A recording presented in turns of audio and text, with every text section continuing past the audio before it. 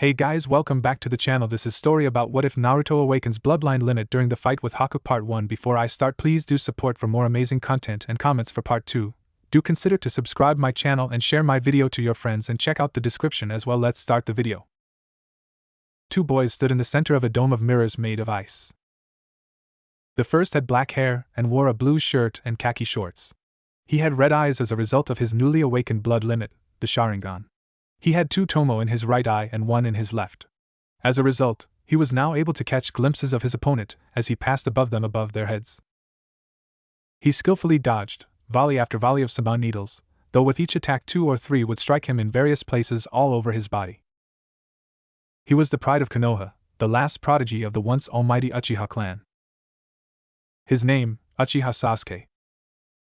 The second boy had bright blonde hair, vivid sapphire eyes and wore an orange jumpsuit. He wasn't faring nearly as well as his teammate. He also had 3 whisker-like birthmarks on each cheek. While he did his best to dodge the Sanban, he was not agile enough, nor could he see the minute needles unlike his partner. He was lucky if 2 or 3 Saban from each attack missed him. He was the bane of Konoha, as well as its number 1, hyperactive, unpredictable, knuckle-headed ninja. He was the legacy of the Yondaime Hokage, the Jinchuriki of the Kyuubi no Kitsune. His name, Uzumaki Naruto. Their opponent was incredibly fast. Sasuke was barely faster than the Nuke Nin under normal circumstances. Within the dome of ice mirrors he created, Zabuz's perfect tool was too much for them, even combined. Seeing a moment of weakness, the Nuke Nin concentrated his attack on Naruto. What happened next surprised both boys even more than the sudden shift in their foe's attack. Naruto could only helplessly watch as the needles came closer and closer to him. Strange as everything suddenly started to become clearer. If events hadn't progressed as they did, he might have just dismissed it as his own acceptance of his fate. However, fate decided to intervene, not once but twice. Before he knew it, he was on the ground, knocked off his feet by his teammate Sasuke, who now looked like a human pincushion. "Why?" asked a very shocked Naruto. Sasuke had an equally shocked look on his face. "I don't know, my body just moved on its own," it was all he could manage to get out before collapsing on the ground. "Sasuke!" Naruto gasped. The raven-haired teen looked up at his blonde teammate. His eyes had gone back to their original onyx color. "That man, my brother, I told myself I wouldn't die until I killed him," Sasuke whispered to him. "You don't die." Sasuke's eyes closed for a final time, his entire body had gone slack. Naruto closed his eyes, trying to hold back the pain. A myriad of emotions ran through his mind. Sadness at the loss of a friend, disappointment in his own weakness, frustration at not being able to defeat their opponent. So many emotions at one time, all ready to burst at any moment. He protected a precious person, while knowing it was a trap, and he still decided to jump in. He was a shinobi that deserved respect. Said the masked boy. "Is this the first time a friend of yours has died? This is the way of the shinobi."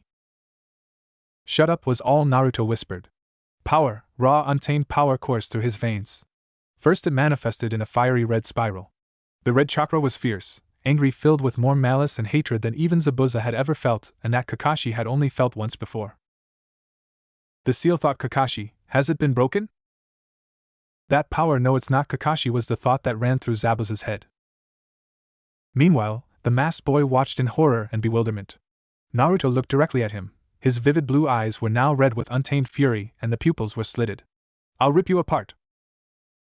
"That chakra, it's impossible. Chakra can't change like this," the masked boy thought. He was frozen in terror at the radical change Naruto was going through. And such an evil chakra. The red chakra formed a fox above Naruto. The Sanban needles that had penetrated various points in his body suddenly shot out of his body, which was shaking in unbridled rage. Suddenly, the wounds all over his body began to heal before the masked boy's eyes. His wounds, they're healing. This boy, what is he? It was what happened next that solidified Naruto's reputation as Konoha's number 1, unpredictable, knuckle-headed ninja. Naruto's hide fell off of his head as the sinister red fiery chakra became black and cold, yet the black flames seemed to sting with more intensity than the red ones. Even though the chakra had changed again, the whisker marks that had become thicker and more defined had not receded, and his eyes were still blood red and slitted. Kakashi and Zabuza stood rooted in each of their respective areas. Sakura, and even Tazuna, cringed at the changes in the chakra that saturated the air around them. It was incredibly strong. The fact that Tazuna could feel it was a testament to that fact. Sakura was frightened. She had no clue as to what was going on. She couldn't see anyone through the mist, she could barely see Tazuna, and he was right next to her. The foreign chakra was far stronger than anything she'd ever felt. It far surpassed anything she had ever felt from either Kakashi-sensei or even Sasuke-kun combined.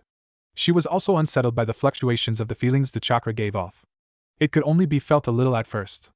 Desperation, fear, hopelessness, and then hate, anger, malice. The feelings came with such intensity that she could almost taste the killing intent in the air. As frightened as she was of it, she was glad that whatever the source, it was not directed at her. However, now the feelings had changed. The hate and anger were still there, but it was more controlled, more lethal and deadly. The killing intent was more focused and no longer felt as it was going to consume everything in the area.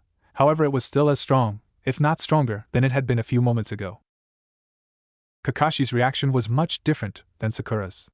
When he felt the familiar killing intent, he immediately had flashbacks of the Kyuubi no Kitsun's attack on Konoha 12 years ago. He had felt the immediate need to deal with Zabuza quickly so that he could deal with whatever it was that had happened to Naruto. Now, though, he could only feel bewildered at the familiar feeling the chakra had given off. It can't be, Kakashi said, looking over in the direction that he felt Naruto's chakra coming from. Impossible. One of your students is doing something they shouldn't be able to, Kakashi? Said Zabuza with some amusement in his voice. Naruto just awakened. A Kekkai Genkai thought to have been wiped out 12 years ago, said Kakashi, not even bothering to hide his astonishment. Oh, and you think it would be enough for him to defeat Haku? Asked Zabuza in a half-amused, half-disbelieving tone. Due to his more unique circumstances, I'd be willing to bet that he'd be able to defeat both of us if he could effectively use its power, said Kakashi. Oh, and what could actually give him the power to do that? Asked Zabuza. Although he was curious to know what could cause Kakashi's reaction, he couldn't help but think the copycat Nin was overstating his student's abilities. Then again, Haku took a vested interest in Uzumaki, while the Uchiha hardly caught his attention at all. The Juggin, was Kakashi's simple reply.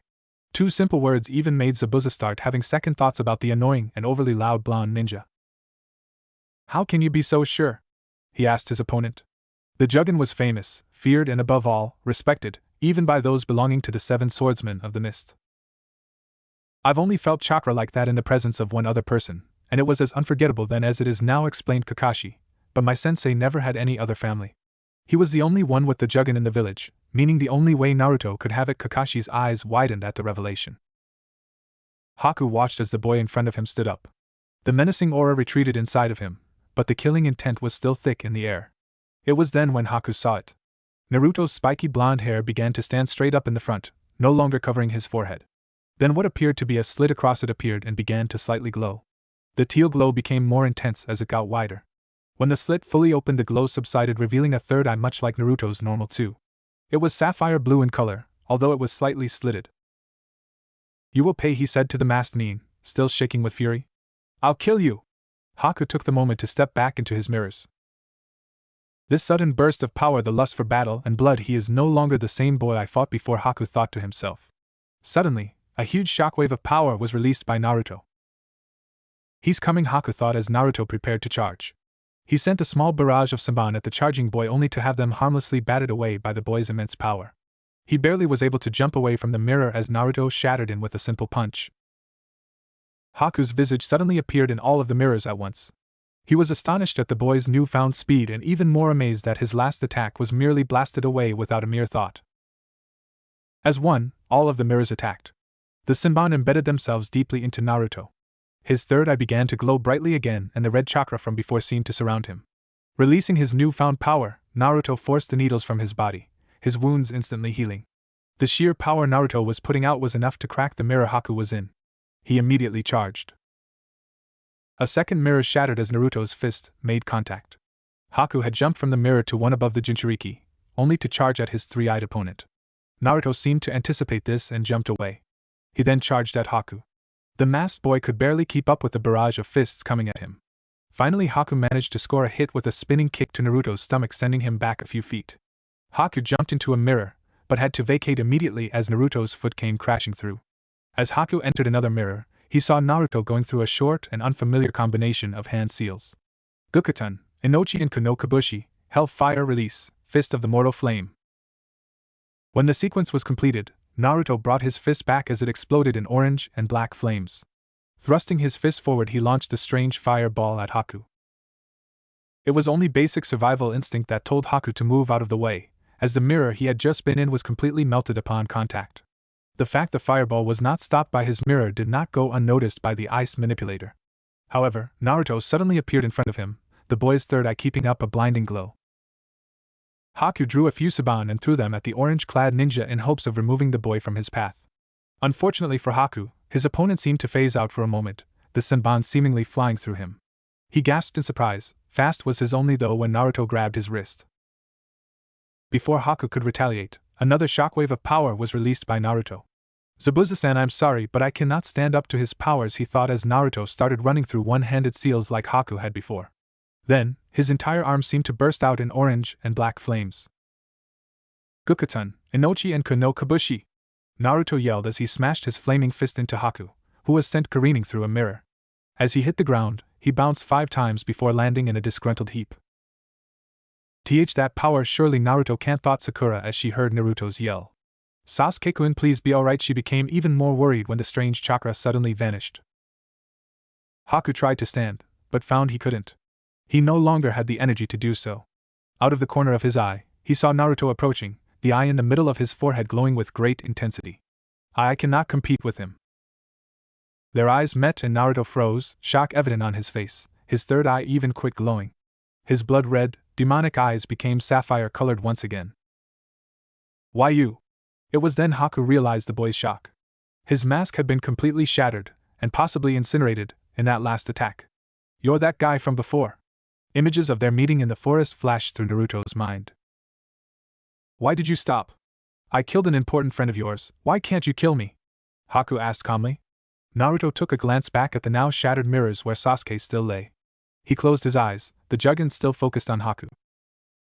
Damn it! He yelled as he kicked Haku in the stomach. The boy only gave a small groan in protest, as he rolled a short distance away from Naruto. Haku spit up some blood as he tried to stand. This time he was successful, but he could barely do so. Where did all of that power of yours go? You can't defeat me like that. Was he not an important person to you? Naruto's emotions were all over the place. He wasn't sure what to think or feel. His mind kept going back to all of the things Haku had said to him before Sasuke had been killed. He was brought back into the present. What Haku spoke up once more. There are those who have the wrong idea. They fail to defeat an enemy that needs to be defeated, they show mercy instead, and decide not to take his life. If you asked me, doing something like that is not showing mercy. Do you know the pain of living without a dream? Knowing you're not needed by anyone? What are you trying to say? Naruto asked Haku, knowing deep in his own heart, he already knew and understood what the boy was talking about. He felt, though, that he should ask, to acknowledge what the boy was going to tell him. Zabuza-san does not need a weak ninja. You stole my reason to exist. Haku explained. Naruto had a pained expression on his face. Why? Why do you fight for that guy? He gets money from bad guys and does evil things. Is that no-brow freak the only important person you have? His fists were now clenched and his eyes, with the exception of the Juggin, were shut tightly. I had people who were important to me a long time ago, Haku clarified. My parents. He sighed at the painful memories. I was born in the country of water, where the snow piled up deep. All we did was farm and we were poor, but my mother and my father were happy with it. I was happy. They were really kind parents. But when I first took notice of my surroundings, something happened. Haku looked on sadly. He needed the boy, this Uzumaki Naruto, to understand. Something? What happened? Asked Naruto, intrigued by the boy's tale. Haku raised his hand. It still had the blood he coughed up on it. This blood was all, he said. Blood? Naruto was very confused by the change in subject. So what happened? My father killed my mother, and then had tried to kill me. What? Haku then explained the water country's eradication of those who possessed a Kekkai Genkai, or bloodline limit, and the significance of having one. After the wars, those families hid their abilities and lived on because only death awaited them if their secret was revealed. That boy, he said, pointing to Sasuke, as well as yourself, probably have had a tough times as well. Those who possess a special ability are feared by everyone. My mother possessed such a bloodline limit. She had kept it a secret and married my father. She must have believed that an ordinary life would continue for a while, if not forever. Haku remembered when his powers first manifested. Father found out our secret. Haku's eyes became distant, as if he was reliving the painful memories. Naruto couldn't help but wonder if his own parents were still around, if they would have tried to kill him for having QB inside of him, like Haku's father tried to kill him for having a special ability. When I had came to, I realized I had killed my own father, Haku said in an even voice. At the time I thought of myself as no, I had to think of myself as being Haku. Paused for a moment. I realized that that was the most painful thing one could feel. The most painful thing one could feel? Asked Naruto, thinking he already knew the answer. He had to know the boy's answer, if only for confirmation. The lost look in Haku's eyes merely confirmed the conviction and truth behind his words. It pained Naruto to see such a look mirrored in the eyes of another. The feeling you are not needed by anyone in this world. It was all it took to send a jolt straight into the core of Naruto's spirit. He's the same as me. You said to me, I want to become the #1 ninja in my village and make everyone recognize me. When someone accepts you from the bottom of their heart, appears that person should become the most important person to you. Zabuza-san knew I was from a family with a Kekkei Genkai, and raised me. He wanted this ability that everyone hated. Tears formed at the corners of his eyes as he remembered when he met Zabuza, the man who had saved him. The man who had given him a purpose. I was happy for a minute. A happy expression came to Haku's face before becoming downcast again. I'm sorry, Zabuza-san, I couldn't become the tool you wanted me to become, he whispered, and then he walked towards Naruto. Naruto-kun, please kill me. Meanwhile, Kakashi and Zabuza were still at their standoff. Each passing moment, since the energy receded, Kakashi had become increasingly worried. He did not know whether or not Naruto had succeeded or not in taking down Haku. The sounds of battle had faded a while ago, and he did not know whether or not Sasuke and Naruto were alright. Seems like your boy has run out of steam, Kakashi, Zabuza taunted. Zabuza, let's finish this. One move to decide it all, Kakashi said with confidence, though in truth he was scared that he had let down yet another teammate. He then pulled out a scroll and with some quick movements, unrolled it and twirled it around. Using a sharp point on his jounin vest, he pricked his finger and smeared blood over the seals on the scroll before rolling it back up. He still held it in his hands as it did 3 hand seals. Ninpakuchios Doton, Tsuga no Jutsu. Ninja art, summoning move, earth release, dogging fangs technique. He then set scroll on the ground, his hands still clasped to it. Zabuza felt the chakra surging from Kakashi. When nothing happened, he figured that Kakashi's technique had failed. Whatever you do, it's pointless. You can't even feel my presence at all.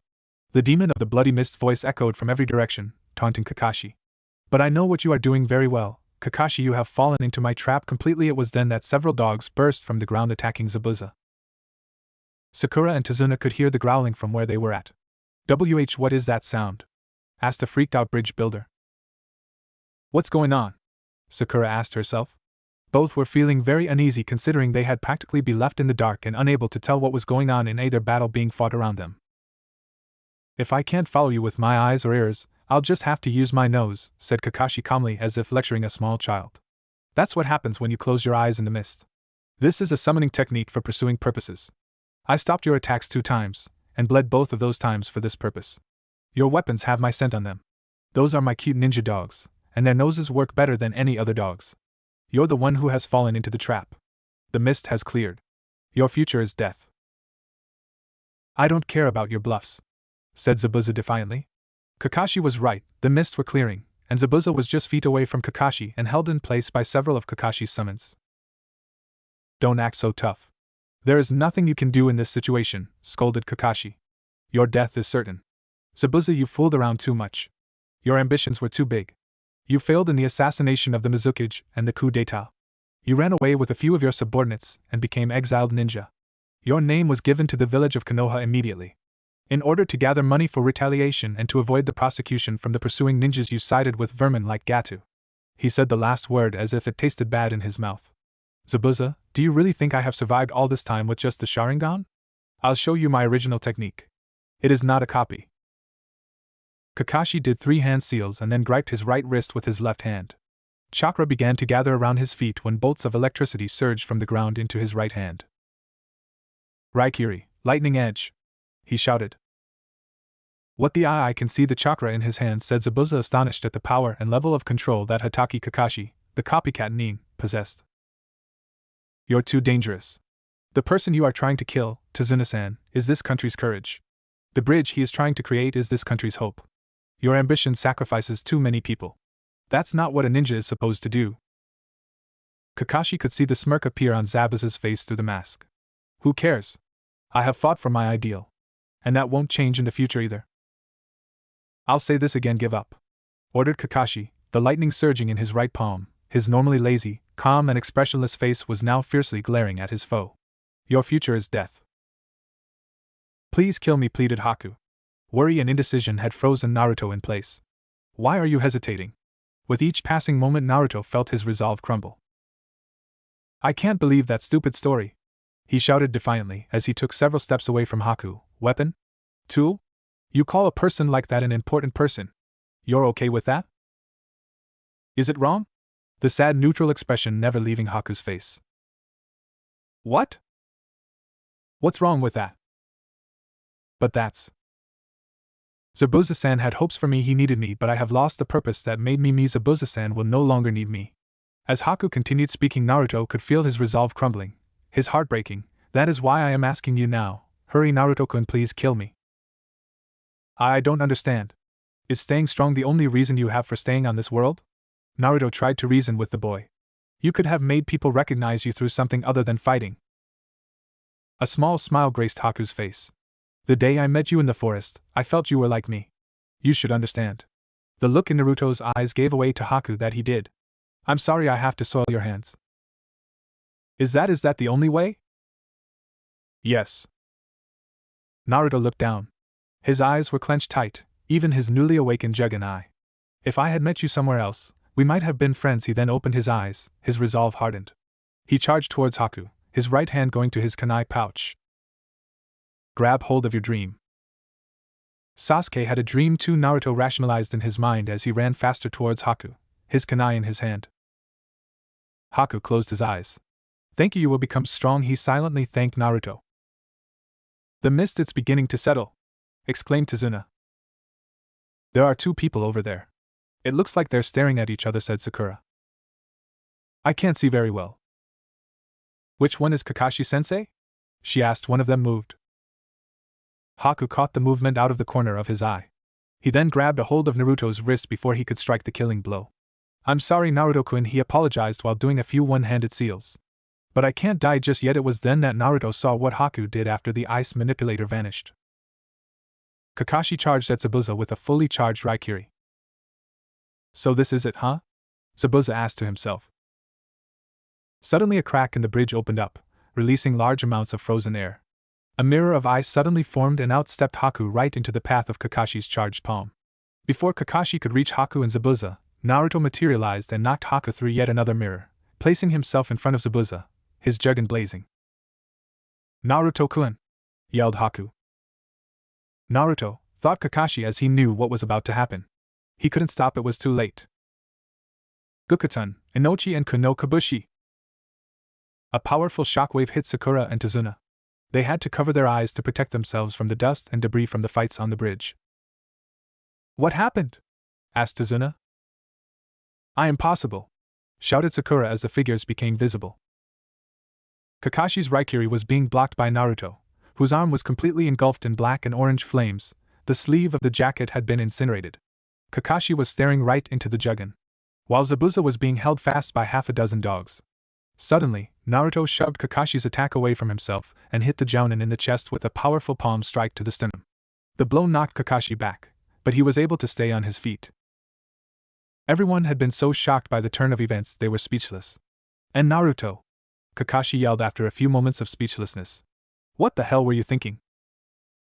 I couldn't let you, Zabuza maybe, but not Hakuhi, like the others, was in complete shock.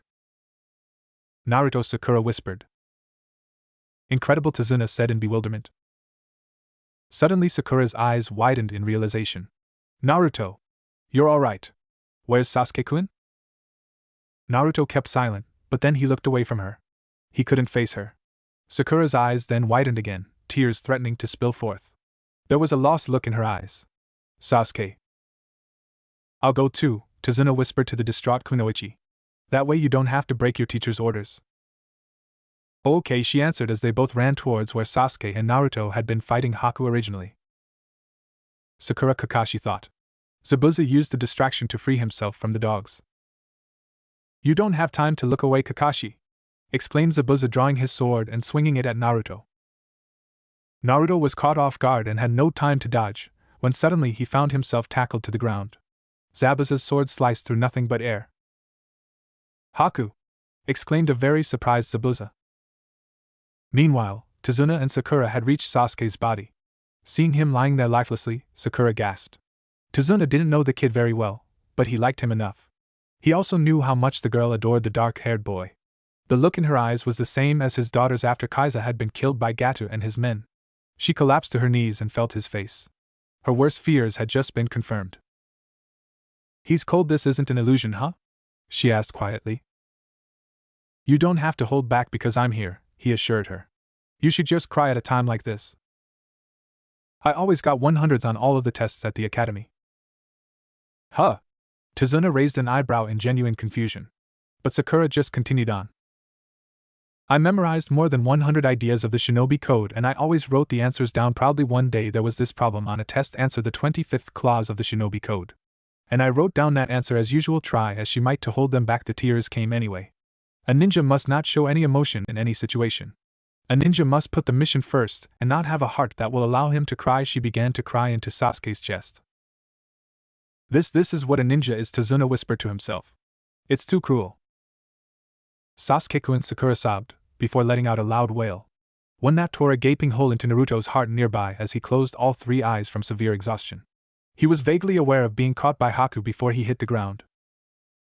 It was near dawn when he opened his eyes again. He let out a small groan, and slowly sat up. I've never felt this weak before, he said aloud to himself as he placed a hand on his head.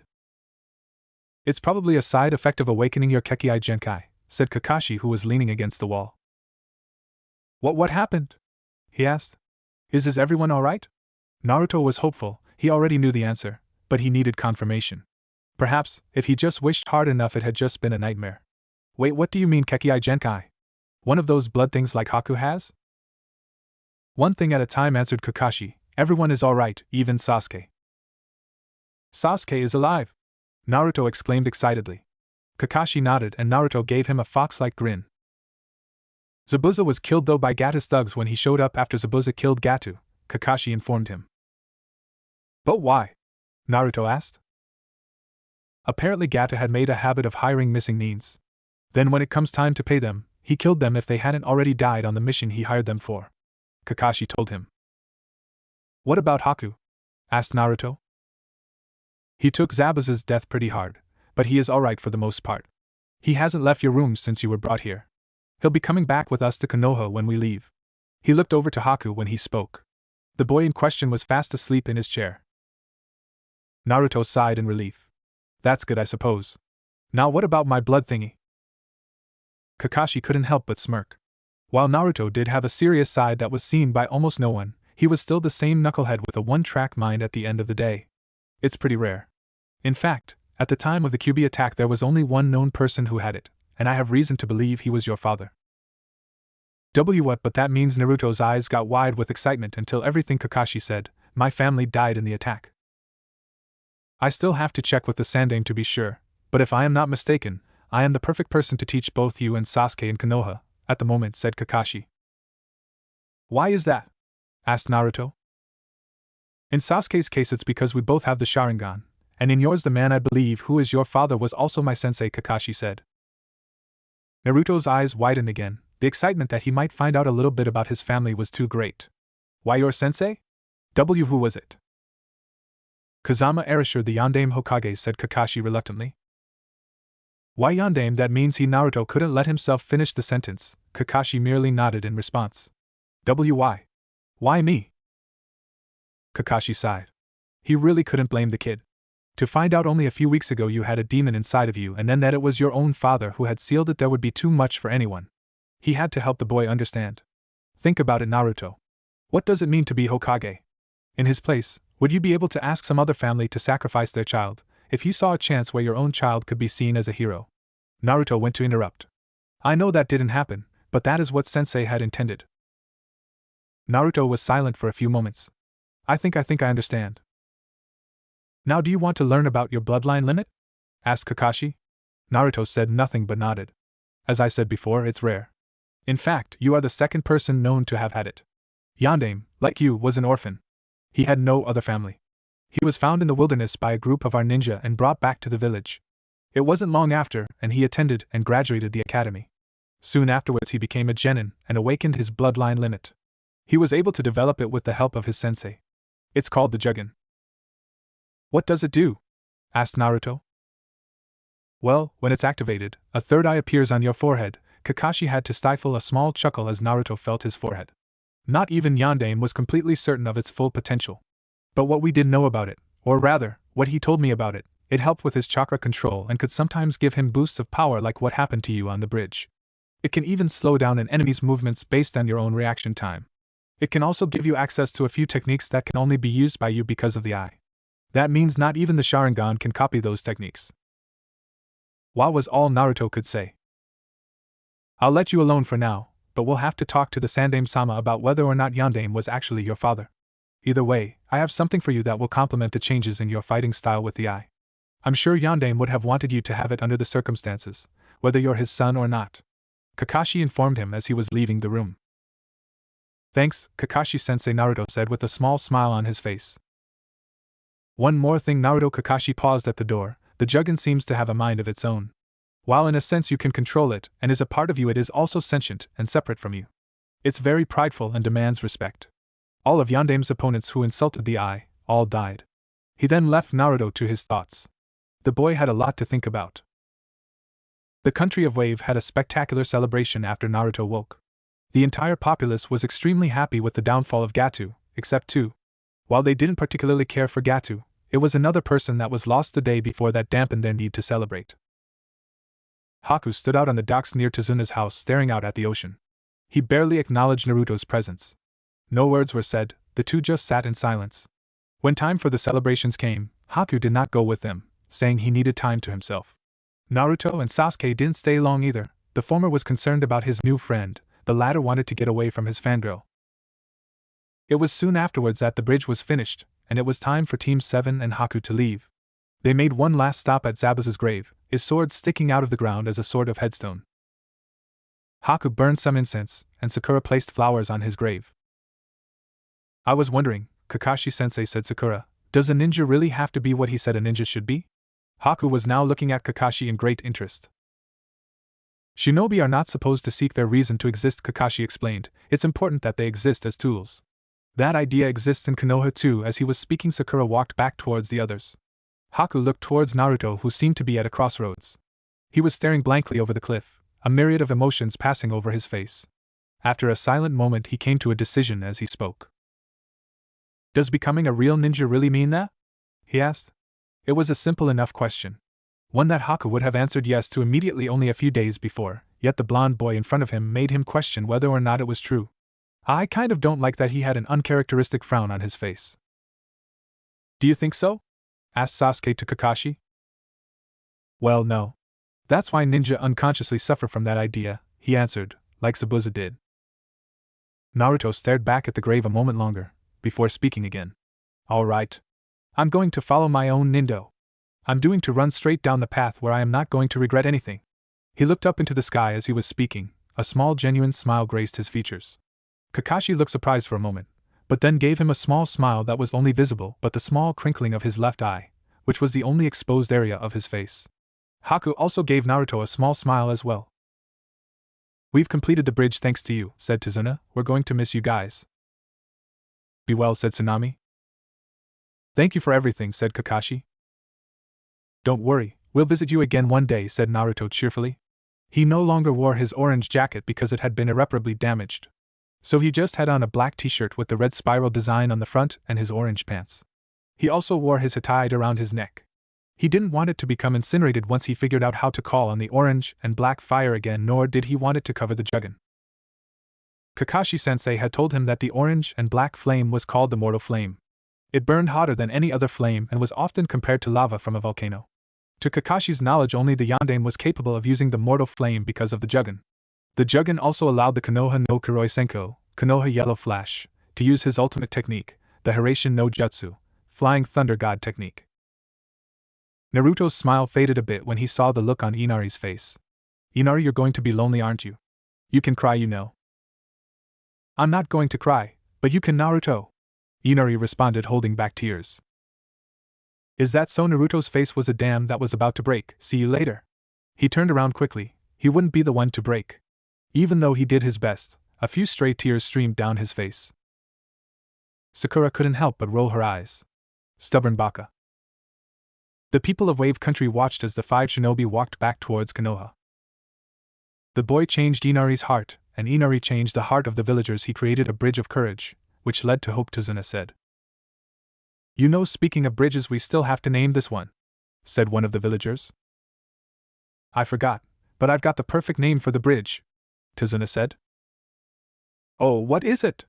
Asked another villager.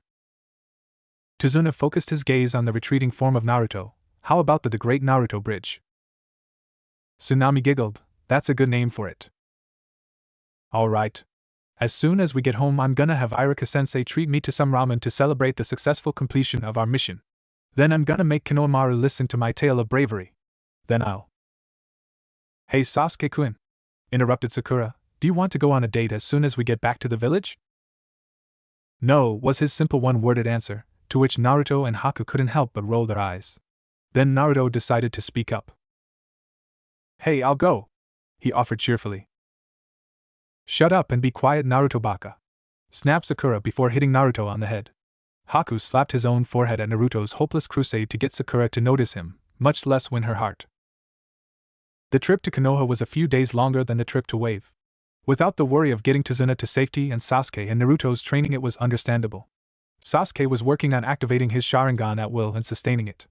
During the rigorous training, he managed to get a second tomo in his left eye. Naruto's training consisted of keeping the Jugen open and using it to help with his chakra control.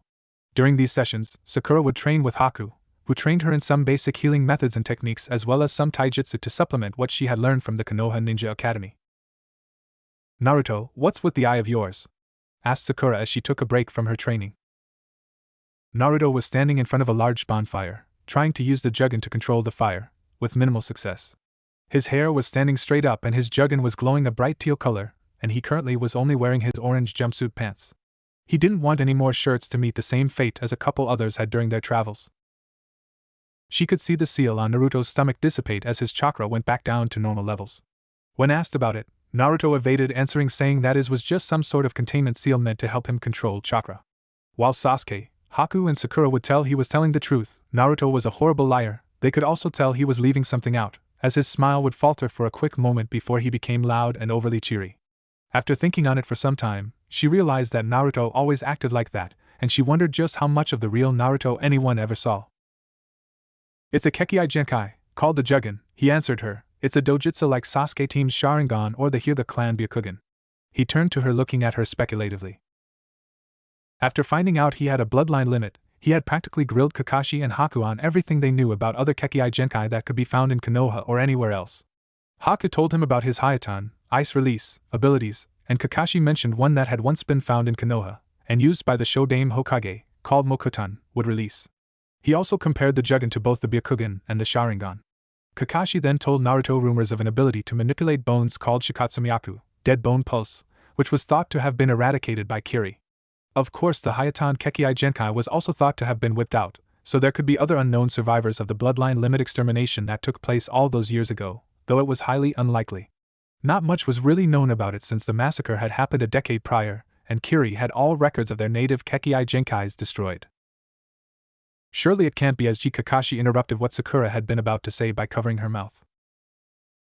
Trust me, Sakura, whatever you do, do not under any circumstances insult that eye, even unintentionally, he told her. The look in his exposed eye was enough to placate her anger, albeit temporarily. Even Sasuke and Haku looked curious about his reaction. The origins of the Jugen are a mystery. Unlike the Byakugan or the Sharingan, it is not a Kekkai Genkai native to Konoha. In fact, it's so rare that there is only one other known sighting of the Jugen in all of the elemental countries. Other than the fact that the majority of the Jugen's abilities are unknown, even to those with the bloodline, what really sets it apart from other dojutsu is the fact that it has a consciousness separate from the wilder. Everyone I've seen insult the eye has died, no matter how much more powerful they were than the wilder. You said there was only one other person to possess the Jugen, and considering what you just said, it sounded like you knew that person. Who were they? Asked Sakura. I mean, we never learned of the Jugen in the academy, and she glanced quickly at Naruto and took a deep breath before continuing. As far as anyone knows, Naruto doesn't have any family. What happened to them? She was very hesitant to ask. After all, it was very hard to miss the glares that the townspeople sent at their blonde teammate. One would often think it was for all of the pranks the blonde ninja had done in the past. However, with the emergence of a Kekkai Genkai, one had to wonder. If his family had somehow dishonored Konoha while she was curious, she didn't want to pry too far into other people's business. Kakashi glanced quickly at Naruto, whose facial expression was wearing a very saddening frown. After we get back, Kakashi-sensei and I have to talk to Aji-san first afterwards. We'll tell you what we can. He then turned and walked into the forest away from the campsite. Naruto, Sakura whispered. Don't worry, Sakura. He just needs some time to himself, Kakashi reassured her. Naruto had been oddly quiet for the rest of the trip. So much that even Sakura was showing concern for her normally annoying blonde teammate over fawning over her beloved Sasuke-kun, much to the relief of everyone, especially Sasuke. Though he tried not to show it, even he was concerned about his teammate. As they approached the gates, Naruto closed the jugun and tied his hattai back around his forehead. When questioned, he told them he hadn't wanted to reveal it to anyone yet before they had spoken with the Hokage. Hokage-sama, Team 7 reporting another mission successfully completed, said Kakashi. It's good to hear, although I must admit I got worried when our patrols picked up the demon brothers not too long ago, Sandaime said. So tell me, Kakashi, who is this? Indicating Haku was the one he was asking about. This is Haku. He was Momochi Zabuza's apprentice, and wishes to become a Konoha shinobi, said Kakashi. He has considerable skills with various flora and fauna and uses of medicine, and with some training could make a good medic nin, as he has excellent chakra control from what I've seen. He also has a Kekkai Genkai that allows him to use Hayatan Jutsus like the Shodaime could use Mokuton Jutsu. Kakashi then took a steadying breath. There is also one other thing to report, he said with great hesitancy. Oh, and what would that be? Asked Sandaime with an interested look, worry evident as he caught the uncomfortable looks on Kakashi and Naruto's faces. It's awakened, hasn't it? Kakashi raised an eyebrow, but Naruto's expression went from uncomfortable to shocked to anger. You knew, didn't you? He shouted angrily. You knew all this time he was my father, and you didn't tell me, even after Naruto closed his eyes tightly and pulled the hattai off of his head. Although his hair was now standing straight up, the eye had not opened. You weren't supposed to know until absolutely necessary, either until after you became of age, made Chunin, or in case your Kekkai Genkai awakened, Sandaime said apologetically. It was one of his final requests. Just like I was to be seen as a hero? Naruto asked bitterly, like anyone really followed that request. Naruto! Sakura scolded him, only to have Naruto turn around and glare at her. The jugun was glowing fiercely. The intensity of his glare was such that she flinched back instinctively. He had never even so much as gotten annoyed with her, nor had he ever said anything bad about her. This look was completely out of character for him to direct at her, and she had to admit that look was startling enough without making her constantly challenge everything she knew about Naruto. Tell me, Sakura-chan, how would you like it if the man you looked up to more than anyone else, the one you respected above all others, was responsible for nearly every horrible thing that has ever happened to you? Asked Naruto angrily. That even after all of that, you come to find out he was your own father. He did not shout any of this, nor did he even sound angry. It was clear he was upset, and there was a hint of fear and desperation in his voice, though one had to truly listen to catch it. Naruto, I assure you Erasure only wanted the best for you. It pained him greatly to know that you would grow up alone, said Sandaime. But you must understand, he made a great deal of enemies. You would have been an even greater had it been known that you were his son. Whose son? Asked Sakura. Naruto's father was also my sensei Kazama Erasure, the Yondaime Hokage, Kakashi informed them. This brought shocked looks to Sasuke, Sakura and Haku. But I don't understand, Sakura said confusedly. Naruto looked at them in sadness. He closed the jugun and tied the hattai back onto his head. Go ahead and tell them everything. It's too much for me to deal with at the moment. Irika-sensei or Konohamaru should know where to find me. With that, Naruto walked out the door in a sort of daze. A devastated look marred his face. Naruto was walking along aimlessly through the streets of Konoha when a square rock with eye holes began to follow him. He sighed. He really didn't feel up to this at the moment, but Konohamaru and his friends always proved to be a great distraction. He didn't know if it was Konohamaru's blatant hero worship of himself, or the way the other two, Udan and Moegi, seemed to look up at him with admiration and respect, but even in his darkest moods they could usually cheer him up fairly quickly. Perhaps it was because, after Irika, they were the first to accept him, to see past the mask he put up, and the pranks, and saw him for who he was instead of who, or what, he appeared to be. Just this once, he thought, for perhaps the 1000th time, I'll humor them a bit. You know, Konohamaru, Naruto sighed, rocks aren't perfectly square, and they don't have eye holes. Just what I'd expect from my eternal rival, shouted the rock before exploding into multicolored smoke. When the smoke cleared, Naruto could see 3 young children on their hands and knees in a coughing fit. Too much gunpowder, said the one in the middle, who was wearing a yellow shirt, khaki pants, blue scarf, and a set of green goggles. When they noticed Naruto was watching them, they all shot up to their feet and struck poses. The first up was a girl with orange hair and rosy cheeks. She wore a pink shirt with a maroon vest and cape over it, and khaki shorts. She, like Konohamaru, wore green goggles on her head. Sexiness of an adult, kunoichi, moegi. The other boy, who wore a dark blue jacket and khaki shorts and giant glasses on his face, as well as yet another set of green goggles. I love assembling models, Udan. The leader, not to be outdone, was the most enthusiastic of the bunch. The village's #1 genius ninja Konohamaru. In unison they all said, the 3 of us together make the Konohamaru Corps. Naruto couldn't help but smirk at their actions. What's with the goggles? We've decided to copy the old you, said Konohamaru proudly.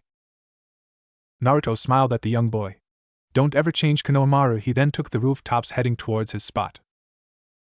Konohamaru-kun, is Naruto and Ai-chan all right? Asked Moegi.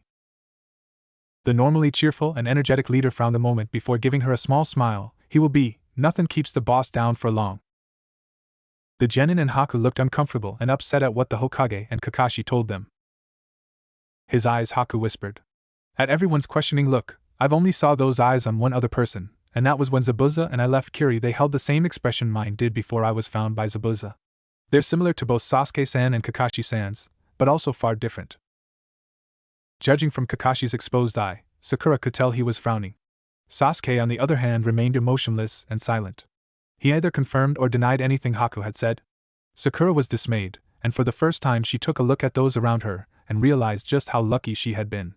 Sasuke-kun's entire family had been killed. Haku's father killed his mother and tried to kill him, and it seemed Kakashi-sensei was hiding some sort of dark past as well.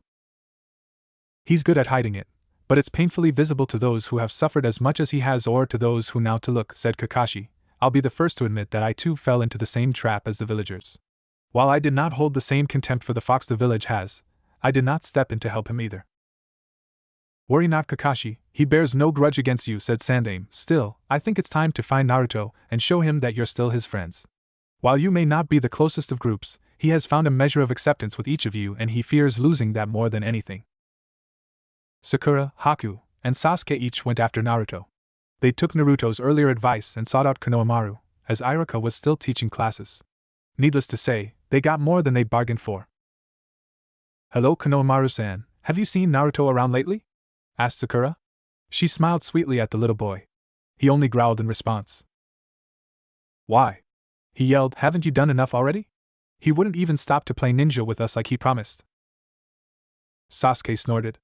A ninja playing ninja? That was obviously the wrong response, as Moegi and Udan immediately latched on to the Sandaime's grandson. Let me go, I'm gonna kick his ass, yelled Konohamaru. Let me go. I can't let him get away with making fun of the boss. Sasuke raised an eyebrow at the small boy's behavior, while Sakura looked shocked at the sheer amount of protectiveness and devotion he had for Naruto, while Haku merely smiled at the boy. Haku squatted down to Konohamaru's level and smiled. I assure you, Konohamaru-san, we do not wish Naruto-sama any ill will. He's just down from some things he found out today, and we wish to cheer him up. Do you know where we can find him? Konohamaru calmed down visibly, enough that Udan and Moegi let go of their leader. He still glared at Sasuke suspiciously. Turning back to Haku, I believe you, but if you hurt Nichan I will kick your ass. His glare was mostly directed at Sasuke when he said this. Sakura finally had enough of it. Quit glaring at Sasuke-kun like that, and just tell us where we can find Naruto, she demanded. How dare he glare at Sasuke-kun like that? Yelled inner Sakura. After a fierce glare at Sakura, Konohamaru gave in. Fine, I'll tell you. When boss wants to be alone, away from everyone, he goes to the top of the Hokage mountain. He said it helps him think when he's away from everyone, and the Yandaime's head has the best view of the village. Thank you, Konohamaru-san, smiled Haku. If you continue to protect your precious people, you will grow strong. Remember that, said Haku as the trio left the Konohamaru Corps in search of Naruto. Konohamaru smiled at Haku. You're nice. You'd be much better for the boss than the big four-headed girl he likes so much. You're much prettier too. He blushed slightly when he said this. Haku sighed and restrained Sakura as she charged at Konohamaru. Moegi and Udon cringed in fear behind him at the murderous eyes of the pink-haired Kunoichi. "I'm a boy," he said as he walked off, more than a little aggravated that people kept assuming he was a girl. They left behind 3 gaping children. It wasn't long afterwards that the 2 genin and the former Nukenin found a very dejected Naruto sitting where Konohamaru said he'd be sitting on top of the Yandame's head looking out over the village. "I'm surprised you're here," said Naruto. Even Sasuke was surprised that Naruto was able to sense their presence. "Don't look so surprised, it's just a little side effect of the Juggin. It seems as if the world is much clearer than it used to be." He gave a small smile before going silent once more. Much to everyone's surprise, it was Sasuke who spoke first. "Even with your new Kekkei Genkai and your furry little problem, you're still a dope." "Is that so?" said Naruto in a low voice. "Then let's go to the training grounds so I can kick your ass, Sasuke team." When he looked back at his teammates and Haku, he gave them a foxy half grin. "Get real, loser, I wouldn't even have to active my Sharingan to take on the likes of you," said Sasuke arrogantly. "I'll kick your ass so hard not even your precious fangirls will want to be near you," shouted Naruto. "Naruto Baka, if you even think about harming my precious Sasuke-kun, I'll make sure you won't be able to eat ramen for a week," threatened Sakura. "That's right. And then we'll beat that Ino pig to a pulp and Sasuke-kun will be all mine." "Shinaro!" Inner Sakura exclaimed while pumping her fist up and down over her head. "Sakura-chan!" whined Naruto. Haku smiled. Those 3 were going to be just fine. A week later, things were back to normal, except Naruto didn't bother Sakura so often.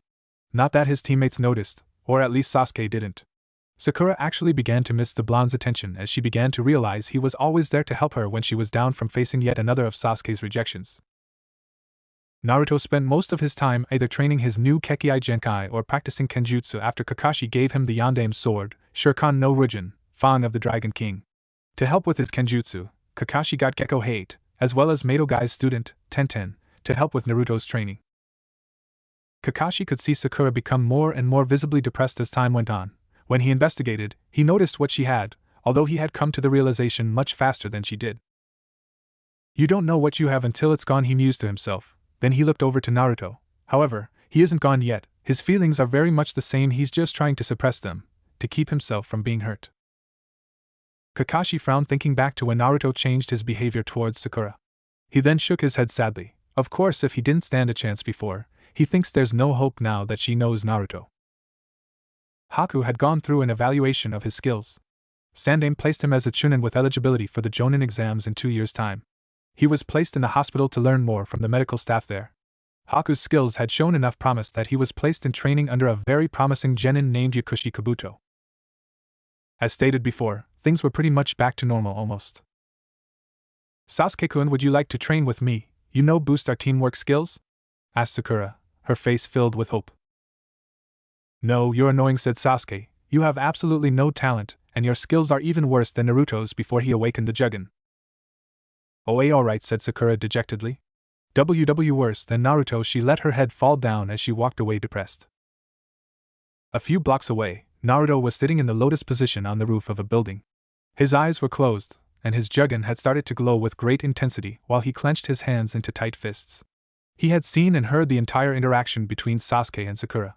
"Baka, Sasuke team," he muttered to himself. "Yo, Naruto, what's going on?" asked Kakashi. Naruto sighed. Nothing, Kakashi-sensei. Naruto had gone through a complete wardrobe change. He now wore an orange sleeveless shirt, black baggy pants, with boots that went halfway up his shins. He was wearing his hitite, which now had orange cloth instead of blue, around his waist. He wore a simple black headband around his forehead, which was currently in his pocket, to conceal the Juggin, a black wristband on each arm, and a black trench coat with 2 orange stripes that stretched the entire length of both arms from the cuff to the collar. "Sasuke rejects Sakura again?" he asked innocently. He had been observing Naruto when he was observing the other 2. Only one thing ever made him react like that. "I don't know what you're talking about," shouted Naruto angrily. "She'll come around eventually, Naruto," Kakashi consoled him. Naruto grunted. "This I see is more than you think, Kakashi-sensei," he said sadly. "I don't stand a chance, not now, not ever." "There's still time, after all, you both are only 12, Kakashi said, trying to boost Naruto's spirits. It was unnerving having to do so, when far too often it was the other way around. "You don't get it, do you?" asked Naruto respectfully. I can see everything in the smallest detail when I concentrate hard enough and take the time to notice. Sasuke's constant rejections haven't gone unnoticed. He was far less fangirls than he used to. Many of them that he still has react differently to him now. He's less of an idol to them, but not Sakura. She's so determined, her feelings run much deeper than the others. Even that Ino girl she's always competing with while the others are chasing a dream, she's trying to bring out the real Sasuke. He hides underneath all the layers of amo-ness. She loves him even more than she knows. I wonder if this is how Obito felt all those times. Kakashi gave Naruto a sad smile that went unnoticed due to his mask. Things will work out. They always do, said Naruto sagely. So, what do you need? I doubt you came to talk about my lack of love life.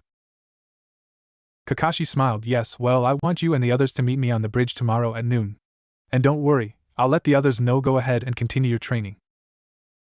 Later that day, Naruto was walking down the streets when his Jugen began to glow for a moment behind the headband. Konohamaru, you really need to come up with something new. That's when the square rock with eye holes that had been trailing the blonde Jinchuriki yelled out, I couldn't expect anything less from my eternal rival. After yet another explosion of multicolored smoke, 3 young kids appeared on the ground coughing on their hands and knees. Too much gunpowder, coughed out Udon. Naruto mentally sighed at their appearance. His 3 subordinates were still sporting their green goggles, but now they were also sporting trench coats, similar to his own. Konohamaru was wearing a black trench coat with a light blue stripe running down the arms. Moegi's was black with 2 pink stripes and Udon's was black with 3 tan stripes. The 3 saw Naruto watching them and immediately struck poses. The most beautiful and graceful kunoichi in history, Moegi. I enjoyed doing long division, Udon. Genius ninja and future #1 Hokage ever, Konohamaru. And together, they all shouted in unison, we formed the Konohamaru Corps.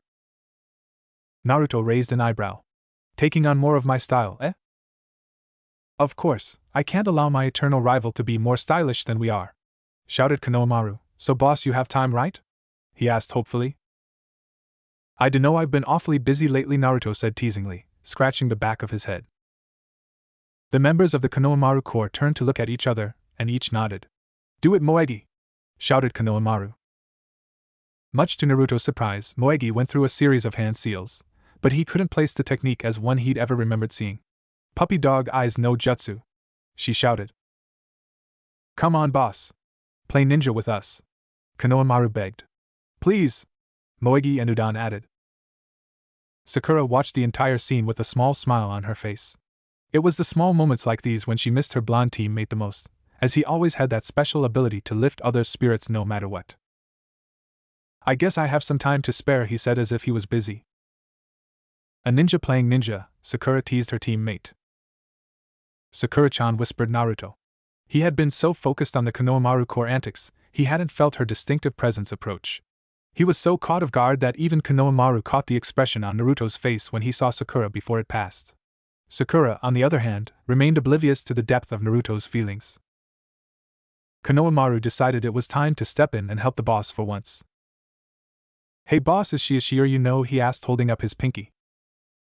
After glancing quickly at Sakura to gauge her reaction, Naruto decided on taking the safe route. After all, he wouldn't interfere with her love if he could help it any longer. No, Sakura is just my teammate, nothing more, Naruto said seriously. The words stung. More than they should have, Sakura admitted to herself. Why should you care what he thinks of you? Maybe he finally got the hint and realized that our heart only belongs to Sasuke-kun. Shinaro! Shouted inner Sakura. Sakura didn't answer or even acknowledge her second personality. Naruto missed the brief look of hurt that graced Sakura's face. Konohamaru decided a little bit of reverse psychology was in order to try and get the pink-haired kunoichi to finally see the boss for what he truly was. Just as I expected from my eternal rival. I knew you wouldn't go out with someone like her. You're much too good for her. Naruto's eyes widened in horror and Sakura's face drooped in sadness as each replayed Sasuke's words to her earlier. Naruto was torn between berating Konohamaru and comforting the now distraught Sakura. However, Konohamaru wasn't finished. I mean, who'd want to go out with some flat-chested, ugly girl with a gigantic forehead? Sakura's expression went from dejected to absolutely furious as Naruto's became even more afraid. Kyuso, run, Konohamaru! The Konohamaru Corps ran at the sight of an enraged Sakura with Naruto close behind. As they turned the corner, Konohamaru ran into a big guy in a black jumpsuit with cat ears. He had something strapped to his back that was wrapped in bandages. Hey, that hurt you, little Gaki? shouted the boy as he snatched up Konohamaru by the collar. Put him down, threatened Naruto coldly. He pulled back his jacket, revealing his sword.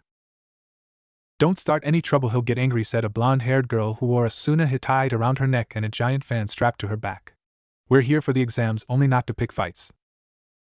He's not here right now, and I just want to have a little fun. Besides, this little twerp bumped into me. I need to teach him to watch where he's going, said the tall, stocky boy. Sakura looked at the girl questioningly. Exams? Why are you here? I mean, judging by your height, you're from Suna, but even allies of Konoha need a passport signed by the Hokage. You mean these? Said the girl arrogantly, showing her passport. We're here for the Chunin exams. Seeing that you don't know about them means you must be a rookie. Just pathetic little weaklings. I won't repeat myself again. Put him down. Naruto's eyes became slitted. What are you gonna do? You're almost as small as this Gaki, taunted the Sunanin. Before Naruto could move, a rock struck the boy's arm, forcing him to release Konohamaru. Kyuso, keep your nose out of where it belongs. The boy shouted to the branch of the tree, on which sat Konoha's current Rookie of the Year, Uchiha Sasuke. He crushed the rock he was holding in his hand. When it concerns a fellow citizen of Konoha, it concerns all of us, Sasuke said, especially when you decide to pick on the Hokage's defenseless grandson. You want trouble, eh? Asked the boy angrily. Let's see how you handle this, he said as he pulled the object off his back. You're not going to use that, are you? Asked the blonde-haired girl with a worried tone. I wouldn't if I were you, warned Naruto. And why is that? Scared? Taunted the boy. No, the guy with the gourd on his back on the branch next to Sasuke is becoming very angry at you, said Naruto. Everyone looked back up at the tree in shock, even Sasuke. I didn't even sense him, and he was right next to me, thought Sasuke, the shock evident on his face. The second boy's face flitted with surprise before turning to annoyance. Kankuro, quit making a fool of yourself or I will kill you, he said. Gigi Gaara, Kankuro whispered as the new kid, Gaara, disappeared in a swirl of sand and appeared next to Kankuro, Naruto, and the blonde girl. Only Naruto and the girl heard him. You're an embarrassment to our village, Gaara emotionlessly scolded Kankuro. What did you think we came to Konoha to do? Listen, the SSD started it. Shut up, or I'll kill you, Gaara threatened, and by the look on both Kankuro and the girl's faces he would more than likely live up to his threat. I got it, my mistake, apologized Kankuro with a terrified expression on his face. I am sorry. Very, very sorry. My apologies to you guys, Gaara said to the genin and kids next to his teammates. Gaara looked towards Sasuke. He was able to hit Kankuro with that stone so easily, he's good, he thought to himself. But this one he had no problem sensing my presence, he's just as good and yet familiar, he thought as he turned his gaze to Naruto. So familiar, thought Naruto as he watched the red-haired boy. We're leaving, Gaara ordered the other two. We did not come here to play around. I know, acknowledged Kankuro. Sasuke jumped down to join his teammates. What is your name? He demanded of Gaara. Kankuro flinched, but the girl had a faint blush. Why, you wish to know my name? She asked. No, Sasuke said coldly, I want to know his. He said, pointing at Gaara. The one with the gourd. The girl tried not to let her disappointment show. Sabaku no Gaara, he answered, I am also interested in you too, what are your names? He said, nodding towards Sasuke and Naruto. Uchiha Sasuke. Uzumaki Naruto, said Naruto, only Gaara saw the brief glow of the Jugen underneath Naruto's headband. It was hard, wasn't it? He asked Gaara. Gaara stiffened at the question. The others only looked in confusion at both Naruto and Gaara. The loneliness was hell, wasn't it, always asking yourself what your purpose was? You know nothing of what you speak, Gaara replied coldly. Kankuro and the girl trembled in fear. I understand far better than you think. We're the same, you and I. Naruto closed his eyes, and when he opened them again, they were blood red and slitted. Kankuro and the girl stepped back from the two. Gaara's eyes widened in surprise for a quick moment before he merely grunted in response, and walked away, his companions trailing behind him. What was that about, boss? Asked Konohamaru, who was proud of his boss showing up the Uchiha prodigy. You were so cool. Unlike other times, Naruto didn't say anything for a long while, his eyes never leaving the retreating backs of the Sunanin, though they had since returned to their normal sapphire color. He then turned to Sasuke and Sakura with a frown on his face. That boy, he's like me, we have to let Kakashi-sensei know about this when we see him tomorrow. Sakura and Sasuke nodded in understanding. Konohamaru just looked at Naruto with a confused expression on his face. His friends were equally puzzled. What do you mean by that, boss? Naruto simply squatted down to face Konohamaru. I'll tell you, but now is not the time, alright. When I think you're ready, I'll tell you, all three of you. He said, pointing to Moegi and Udan as well. Konohamaru was about to protest, but Naruto quickly cut him off. I promise, Konohamaru. I vow on my dream to be Hokage and our friendship. I will tell you eventually, just not right now. Konohamaru's smile threatened to cover his entire face. Not only had Naruto acknowledged him as Konohamaru instead of honorable grandson, but he truly considered Konohamaru to be a true friend, and perhaps a true rival as well. Sure thing, Naruto and I-san. Naruto couldn't keep the fox-like smile from showing on his face. The members of Team 7 had shown up one by one, 2.5 hours after the arranged meeting time. After all, when your sensei is chronically late, you can't expect him to change his ways even for something as important as the announcement of the Chunin selection exams. Both Naruto and Sasuke were ready for the exams, and were eagerly anticipating them. Sakura, on the other hand, was not. She had doubts of her own abilities. She had no illusions that she was the weakest link on their team. Her chakra control was the best, but she had far less chakra and stamina than Sasuke, whose own reserves paled in comparison to Naruto's. Of course, Naruto's chakra pool was so huge that even with the Jugen, controlling his massive power was still rather difficult, putting Sasuke and Naruto on an almost equal level if she was completely honest with herself. Of course, Sasuke knew and could perform more jutsus, but Naruto's were more unique and definitely nothing to laugh at, as she learned in Wave Country. Sasuke's superior skills were offset by Naruto's overwhelming power. Yo! Greeted Kakashi. You're late, yelled Sakura. Well, you see, I got lost on the road of life, he said. Liar! She shouted. You know, Sakura-chan, it's not like we've been waiting long. We just got here not too long ago ourselves, smirked Naruto. Sakura punched him on the back of the head.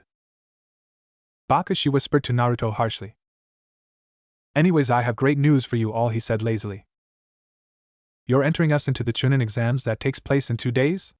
Asked Sasuke, though it was almost more of a statement. Well, yes, how did you guess? We ran into a bit of trouble yesterday with the Suna team. They have a someone like me on their team. His name is Gaara. Naruto informed Kakashi. Kakashi frowned. I had heard rumors, but I'd have never have suspected the Kazekage's own son to be one. This may complicate things later. Gaara is the Kazekage's son? Asked Sakura.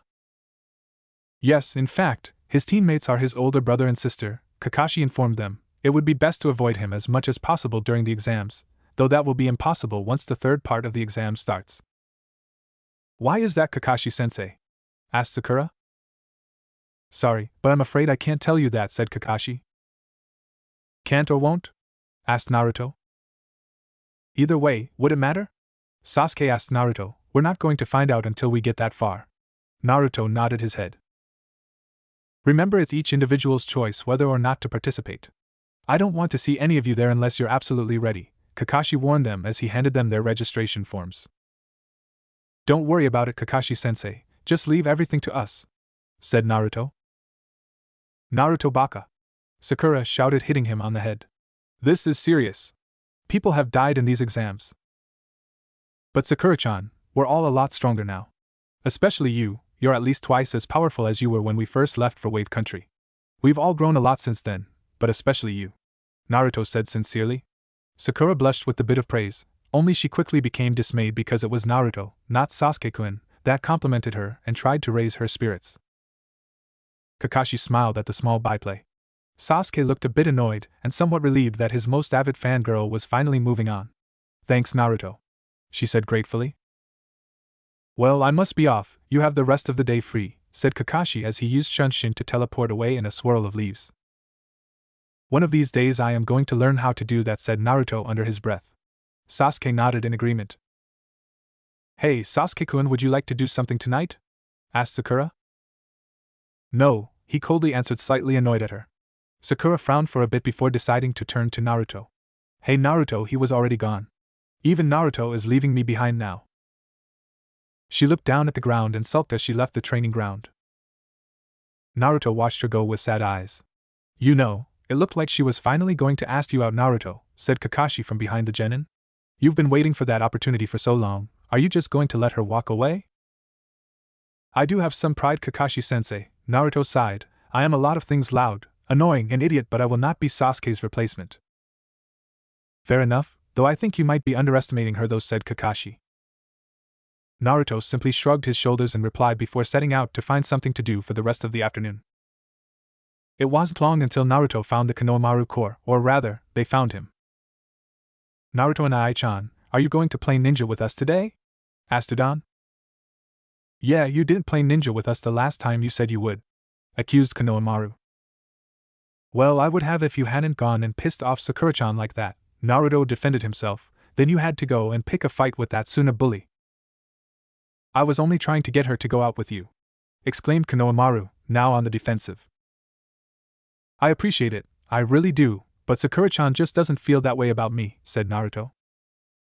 It wasn't lost on Moegi that he hadn't mentioned his own feelings for his teammate, and she decided to help out her own crush and call Naruto out on it. What about you and Ai-chan? Don't you like her? Naruto sighed. These kids would be the death of him one day, he was sure of it.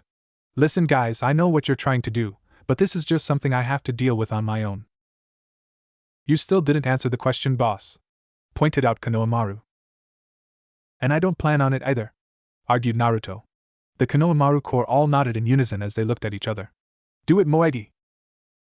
Puppy dog eyes no jutsu, she shouted and gave Naruto that menacing stare that he knew he'd give into.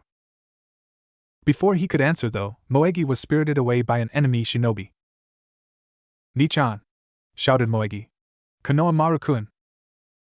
Boss, you gotta save her! Shouted Konohamaru. Right, just leave everything to me, said Naruto confidently as he took off after the other shinobi. After a short chase, Naruto confronted the enemy shinobi who had Moegi tied to a tree. Drop out of the Chunin exams or I'll kill the girl, said the ninja. You're pathetic. I could beat you without even laying a finger on you, said Naruto confidently. And how do you think you're going to accomplish that? Asked the ninja. Look down, said Naruto as he puffed out of existence. Wah dash! Anything else he was about to say was interrupted when Naruto burst from the ground. Gukuten, Inochi and Kuno Kabushi! Shouted Naruto as he punched the ninja in the face. I've improved more than you gave me credit for, haven't I, Irika-sensei? The Konohamaru core looked at the enemy Nin in shock. The Nin dropped the henge. Congratulations, Naruto. You passed, though how did you know it was me?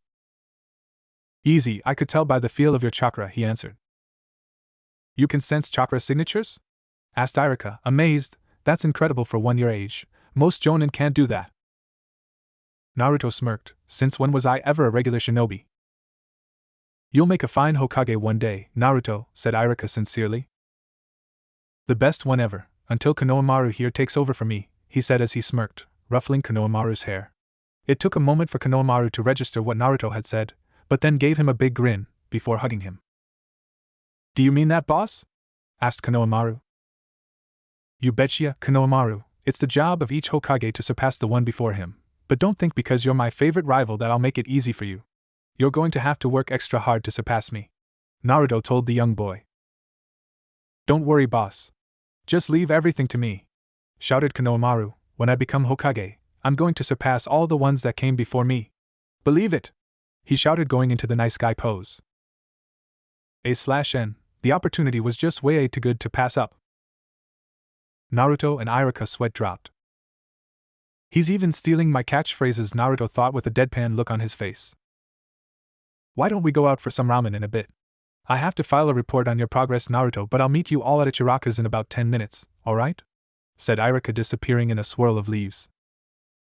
KUSO! I really have to learn how to do that, thought Naruto as he and the Konohamaru core headed off to his favorite restaurant. Not too far away from where Naruto had saved Moegi. How did they do? Asked Kakashi. Spectacularly, I'm afraid, said Irika with a small sigh. They've all progressed much farther than I thought they would in such a short time. What did you think of Naruto's performance? Asked Kakashi lazily. His performance surprised me the most, said Irika with a slight smile. He's really come far. How did he learn to sense chakra signatures in such a short time? Since Naruto trusts you so much, I suppose it wouldn't hurt to tell you, though I'm sure Naruto would have preferred to tell you himself, said Kakashi. He's awakened a Kekkai Genkai. The only people who know are Sasuke, Sakura, Haku, myself and the Sandaime. Irika frowned. But that means he must have a family after all. He then started to shake in rage, all the time spent alone. His family all died during the QB attack, interrupted Kakashi. We just know for certain who they were. Who? Asked Irika, letting go of his anger. Arashi-sensei, said Kakashi. Wayandame-sama, Irika gasped. Kakashi nodded. But that means Kakashi nodded a second time. Irika regained control. How'd he take it? Not well at first, and that's to be expected, but he understood, said Kakashi. He actually took it better than I thought he would. So Naruto has the Juggins, said Irika wistfully. He then looked sad for a moment. You were right, Kakashi-san. You're just looking out for them, so there is no need to apologize, Kakashi assured him. Just keep in mind that they do have to grow up at some time. Now I believe you have to meet some Hokage candidates and their friends that are waiting for you to treat them to ramen. Naruto was the first to arrive on the day the exams began. He only had to wait 10 minutes before Sasuke, slightly trailed by Sakura, came into view. You ready, Dobe? Asked Sasuke arrogantly. You bet, team, said Naruto excitedly. Just don't cry when you end up in the hospital after the beating I'm going to give you in the exams. As if I work harder getting out of bed in the morning than I would fighting you, he said confidently. A smirk appeared on his face. That's because you're too afraid to fight me anymore. You'd rather be lazy and stay in bed or practicing your stealth skills by escaping your fangirls, teased Naruto. You're just jealous because you don't have any, replied Sasuke. Take that back, yelled Naruto. As Team 7 entered the building, they failed to notice the blushing pale-eyed member of Team 8 who had been watching them, or rather Naruto, from behind a corner of the building. She had frowned at Sasuke's remark because, while she didn't consider herself a fangirl, as that would be improper, she did admire Naruto a great deal. Hey Hinata! Shouted her teammate, what are you doing? And nothing, Kiba-kun, she said hesitantly as her two teammates approached. Well, I guess we should go, huh? Asked Kiba, then he got an excited look on his face. We are so going to kick so much ass. Provided you don't do anything too rash, Kiba, said Shino. Relax, how hard can it be? He asked.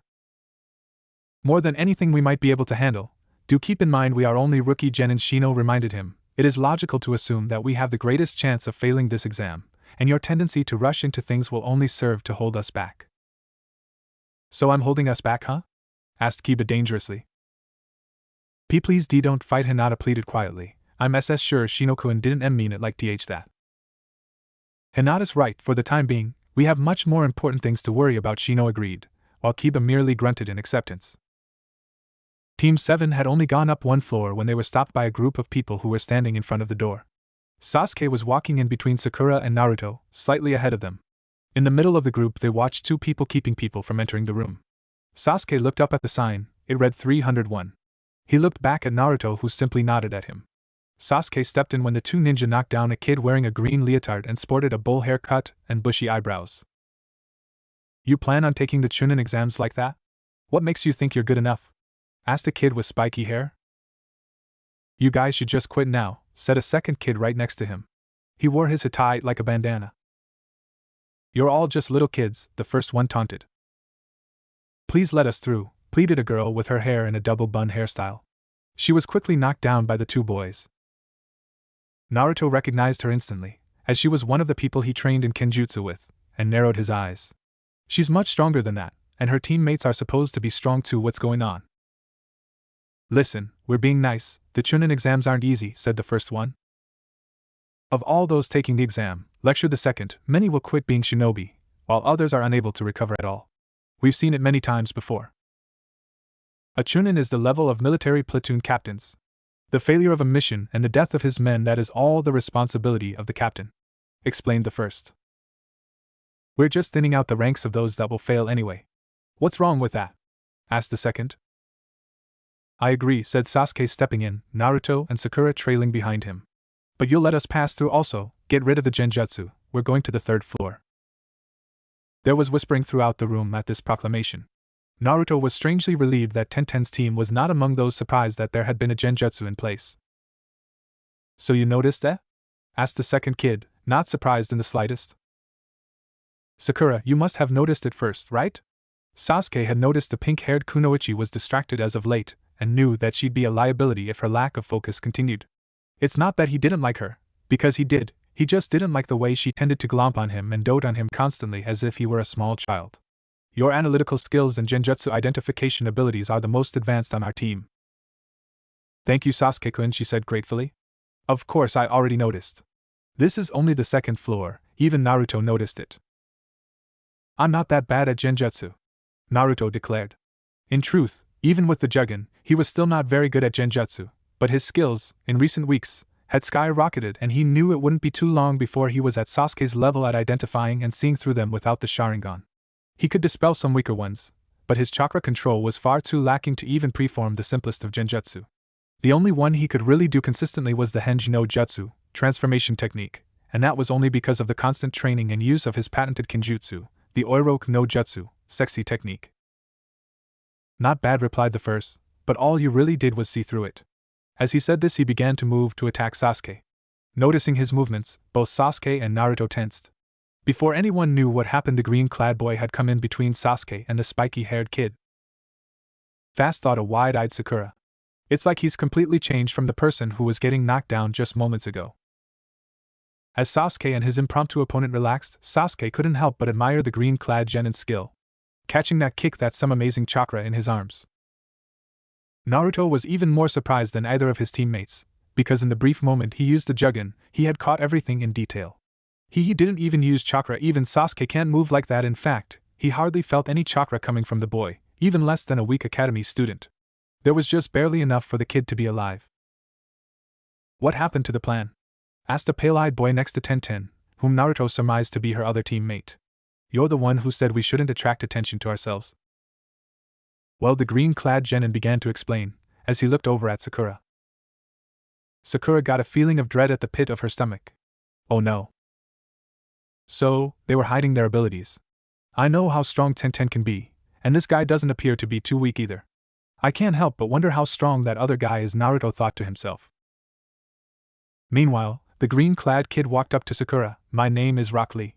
So, yours is Sakura, said Lee, as if stealing up his courage. He then started to blush and gave her a thumbs up. Will you be my girlfriend? He asked as he smiled at her and gave her a wink. I shall protect you always, until I die. And no way, said Sakura, more than a little freaked out. Rock Lee just put his head down in shame. Naruto gave him a sympathetic smile. After all, he knew how it felt to be rejected. Hey, you, said the pale-eyed boy, directing his eerie gaze at Sasuke. What is your name? Sizing up the competition, I see, thought Naruto, looking at the boy intently. When you want to learn someone's name, you should give your own first, said Sasuke in an arrogant tone. You're a rookie, right? Asked the pale-eyed boy. How old are you? I don't have to answer to you, replied Sasuke as the other boy narrowed his eyes. What? The pale-eyed boy asked coldly, as Tenten giggled at their little standoff. Sasuke arrogantly turned his back on the boy. Hey Naruto, Sasuke-kun, let's go, said Sakura excitedly. Naruto turned to Tenten. After this is all over, do you want to train some more, Tenten? Asked Naruto, who received strange looks from his and Tenten's teammates. Hayate-sensei says I've improved, but my technique still pretty much sucks. Sure thing, Naruto, she smiled at the blonde genin. While he wasn't anywhere near as good as she was, he was improving at an incredibly fast pace. She still couldn't believe how far he had come in a matter of a few weeks. She was almost certain he was training every bit as much as he could with that sword of his. Naruto, how do you know her? Asked Sakura. After Kakashi-sensei gave me my father's sword, he set me up with some extra Kenjutsu training with Hayate-sensei and Tenten. From what I'm told, her sensei is something of a rival of Kakashi-sensei's, and so he jumped at the chance of helping out with my extra training. Naruto informed them. Kakashi-sensei said something about me being able to use a sword would help dibbers. Diversify? Asked Sakura, trying to help out her teammate. Yeah, that? Naruto said, smiling. Anyways, he said it would make us better as a team. With Sasuke's numerous ninjutsu and your skills with dealing with genjutsu, he said my being able to do kenjutsu would make us harder to defeat. As they headed down the hall, Sasuke couldn't help but think about all the skilled genin he had already met. All these skilled opponents, things look like they're going to be interesting. It wasn't long until they heard someone behind them. You! With the dark eyes, hold on. The trio turned to see the genin in the green leotard behind them on a platform above them. Naruto raised an eyebrow, Sakura cringed, and Sasuke remained impassive. What? Would you fight me, right here, right now? Lee said with a determined look on his face. A fight? Here and now? Asked Sasuke. Yes, Lee replied as he jumped over the banister and landed about a dozen feet from them. My name is Rock Lee. When you want to learn a person's name, you give your own first, right?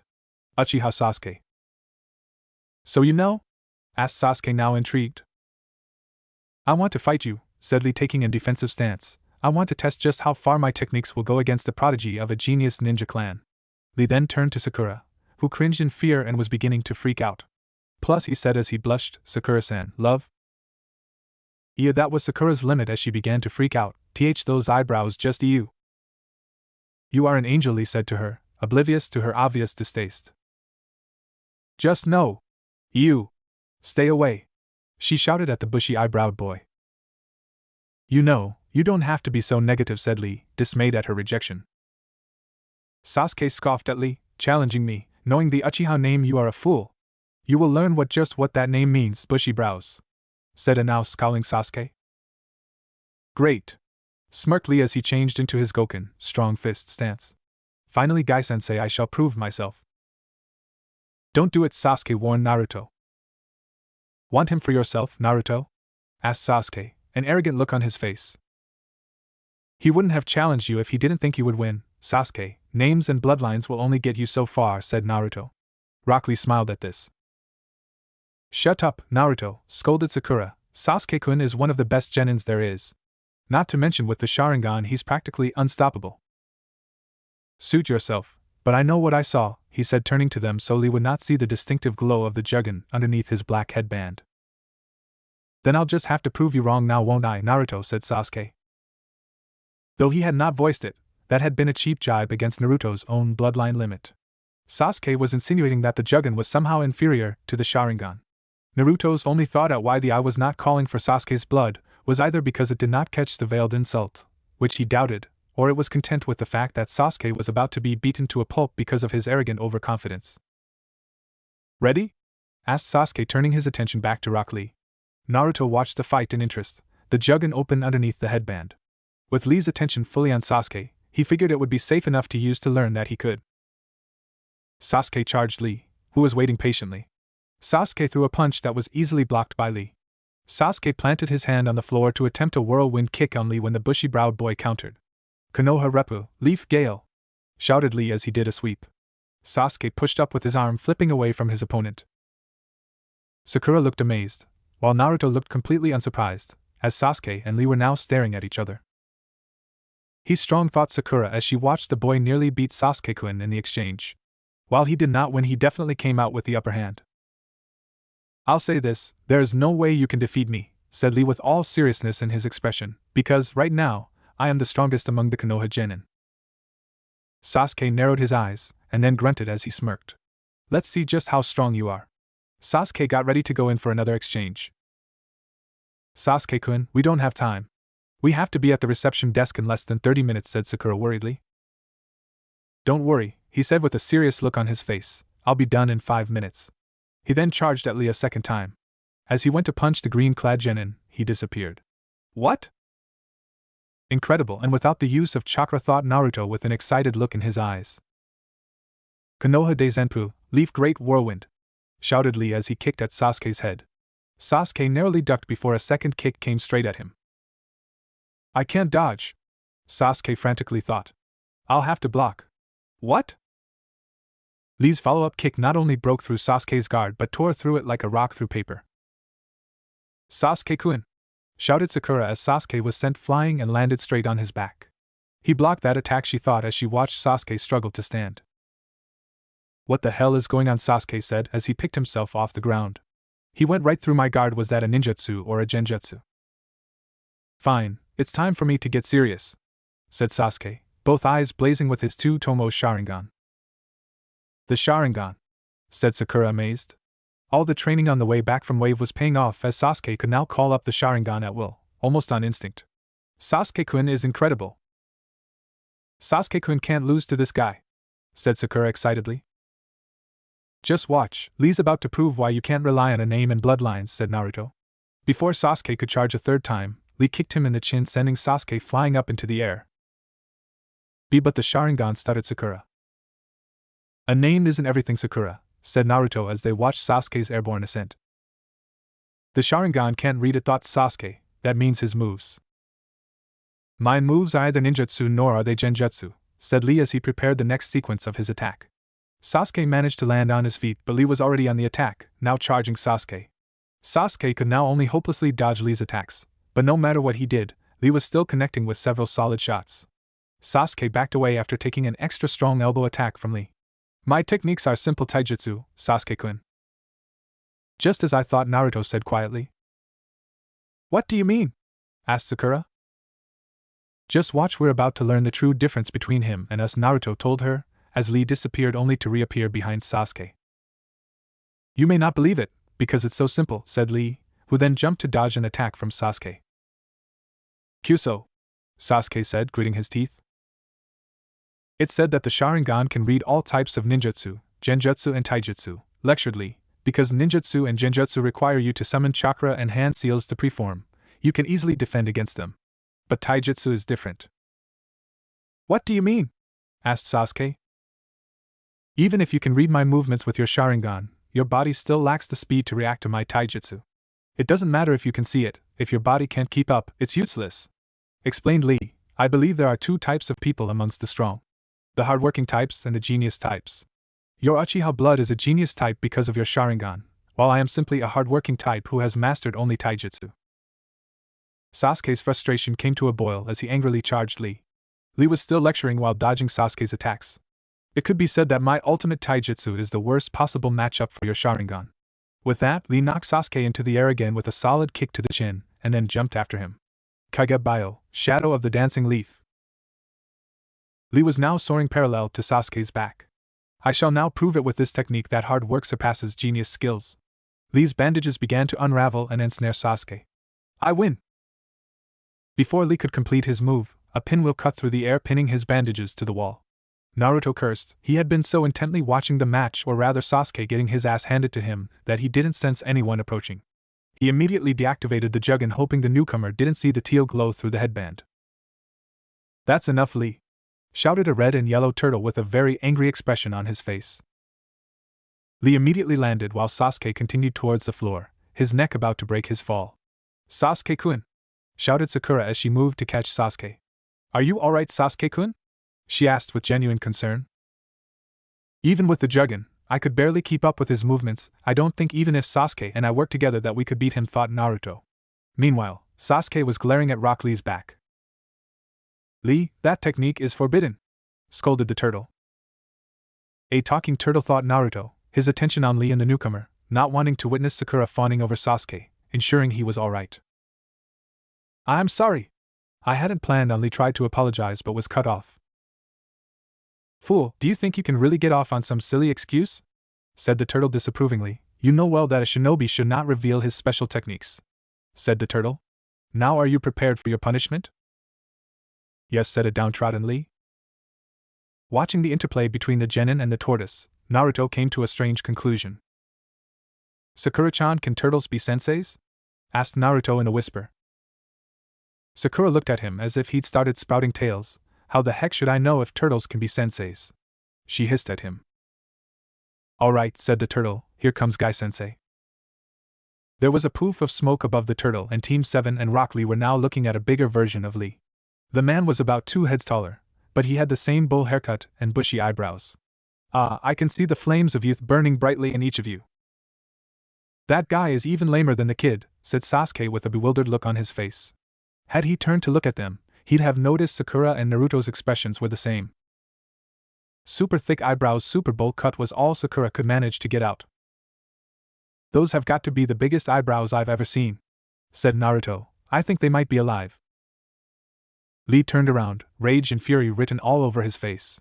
Hey, stop insulting Guy-sensei! He shouted at Team 7. With all these freaks showing up all over the place, how else are we supposed to react? Shouted Sakura. What did you? He asked, shaking a fist. Obviously Lee's infatuation with Sakura didn't stand up to the respect he had for Mato Guy. Lee, stop, said Guy with a small smile on his face. Yes, Guy-sensei, said Lee. Guy's expression turned serious as he shouted at Lee. You fool! He then punched Lee in the jaw, sending his mini-clone soaring through the air. Lee, you are? Sensei, said Lee as he stood up, tears streaming down his face. Lee, he shouted with tears streaming down his face. Guy-sensei, aye. That's enough, Lee, you don't have to say any more, as a sandy beach with a sunset appeared around them. Sensei, Lee shouted as he hugged Guy. Lee. Wadash, Sakura blurted out. Naruto grunted. I lost to this guy, Sasuke stuttered. Yes. This is what youth is all about, said Guy. Sensei. It's alright, Lee, youth and mistakes go together, forget about it, consoled Guy. You are too kind, Guy-sensei, sniffled Lee. Now, towards the sunset, I want 100 laps around the training grounds, said Guy, pointing towards the mysterious appearing sunset. Lee straightened up. Yes, Guy-sensei. Let's go. Yes. What about Chunin exam? Asked Sakura. There isn't enough time. What?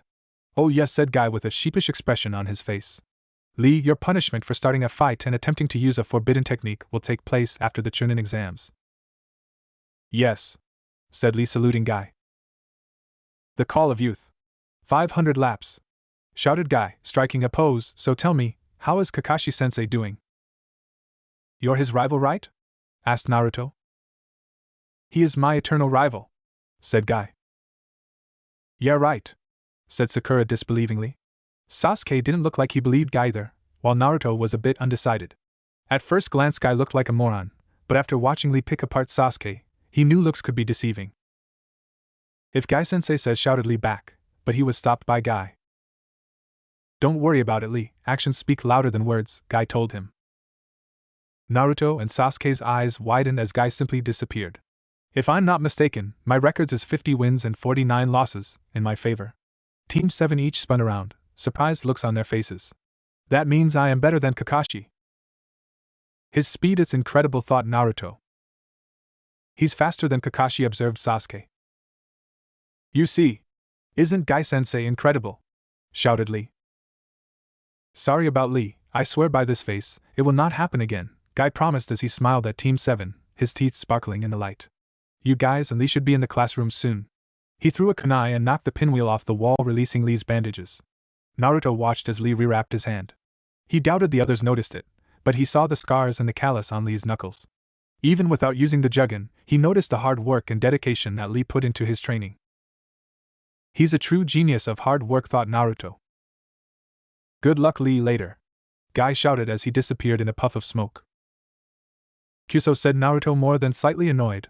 I have to find someone to teach me that. Everyone in the room looked at Naruto oddly. Neither Sasuke nor Sakura could ever get Naruto's obsession with learning Shunshin no Jutsu, body flicker technique, though Sasuke had to admit he wanted to learn it almost as badly as Naruto, not that he'd ever admit that out loud. Sasuke-kun, I shall say only one last thing, Rock Lee said as he went to leave. The truth is, while I have come here to test my abilities, I lied before. I am not the best genin Konoha has to offer, though the strongest genin is most likely to be on my team. I have entered this exam to defeat him, but you are also one of my targets. Be prepared during the exam, Lee said as he jumped to the upper level and ran off to rejoin his teammates. Sasuke looked frustrated, so Sakura decided to try and comfort him. Sasuke-kun. Name and blood aren't everything, are they, Sasuke? Asked Naruto, his face the picture-perfect definition of seriousness. His tone was even, as he decided not to look or sound smug, despite the Jugun's nudges. Naruto! Shouted Sakura. Shut up, Sasuke growled through clenched teeth. Next time, I'll beat him. Sure, although you just got your ass kicked, said Naruto with a deadpan expression on his face. Naruto, you, Sakura began to berate the blonde-haired Triclops. Ignoring Sakura, Naruto looked at Sasuke. Did you see it? His hand? Judging by their looks of astonishment and confusion, either had. Bushy brows, must have been training hard day in and out. More so than any of us. That's all I meant. Sakura looked at Sasuke, her eyes filled with concern as his fist tightened. The Chunin exams, they are becoming more interesting, Sasuke said with a determined smile. Sakura smiled as well, and Naruto was now wearing a small smirk. Shall we get going? The three teammates walked down the halls, towards their destinies, not knowing the path of darkness that awaited them in the very near future. It didn't take Team 7 long to reach the Rio Room 301. When they arrived, however, they were greeted by none other than their sensei, Hatake Kakashi.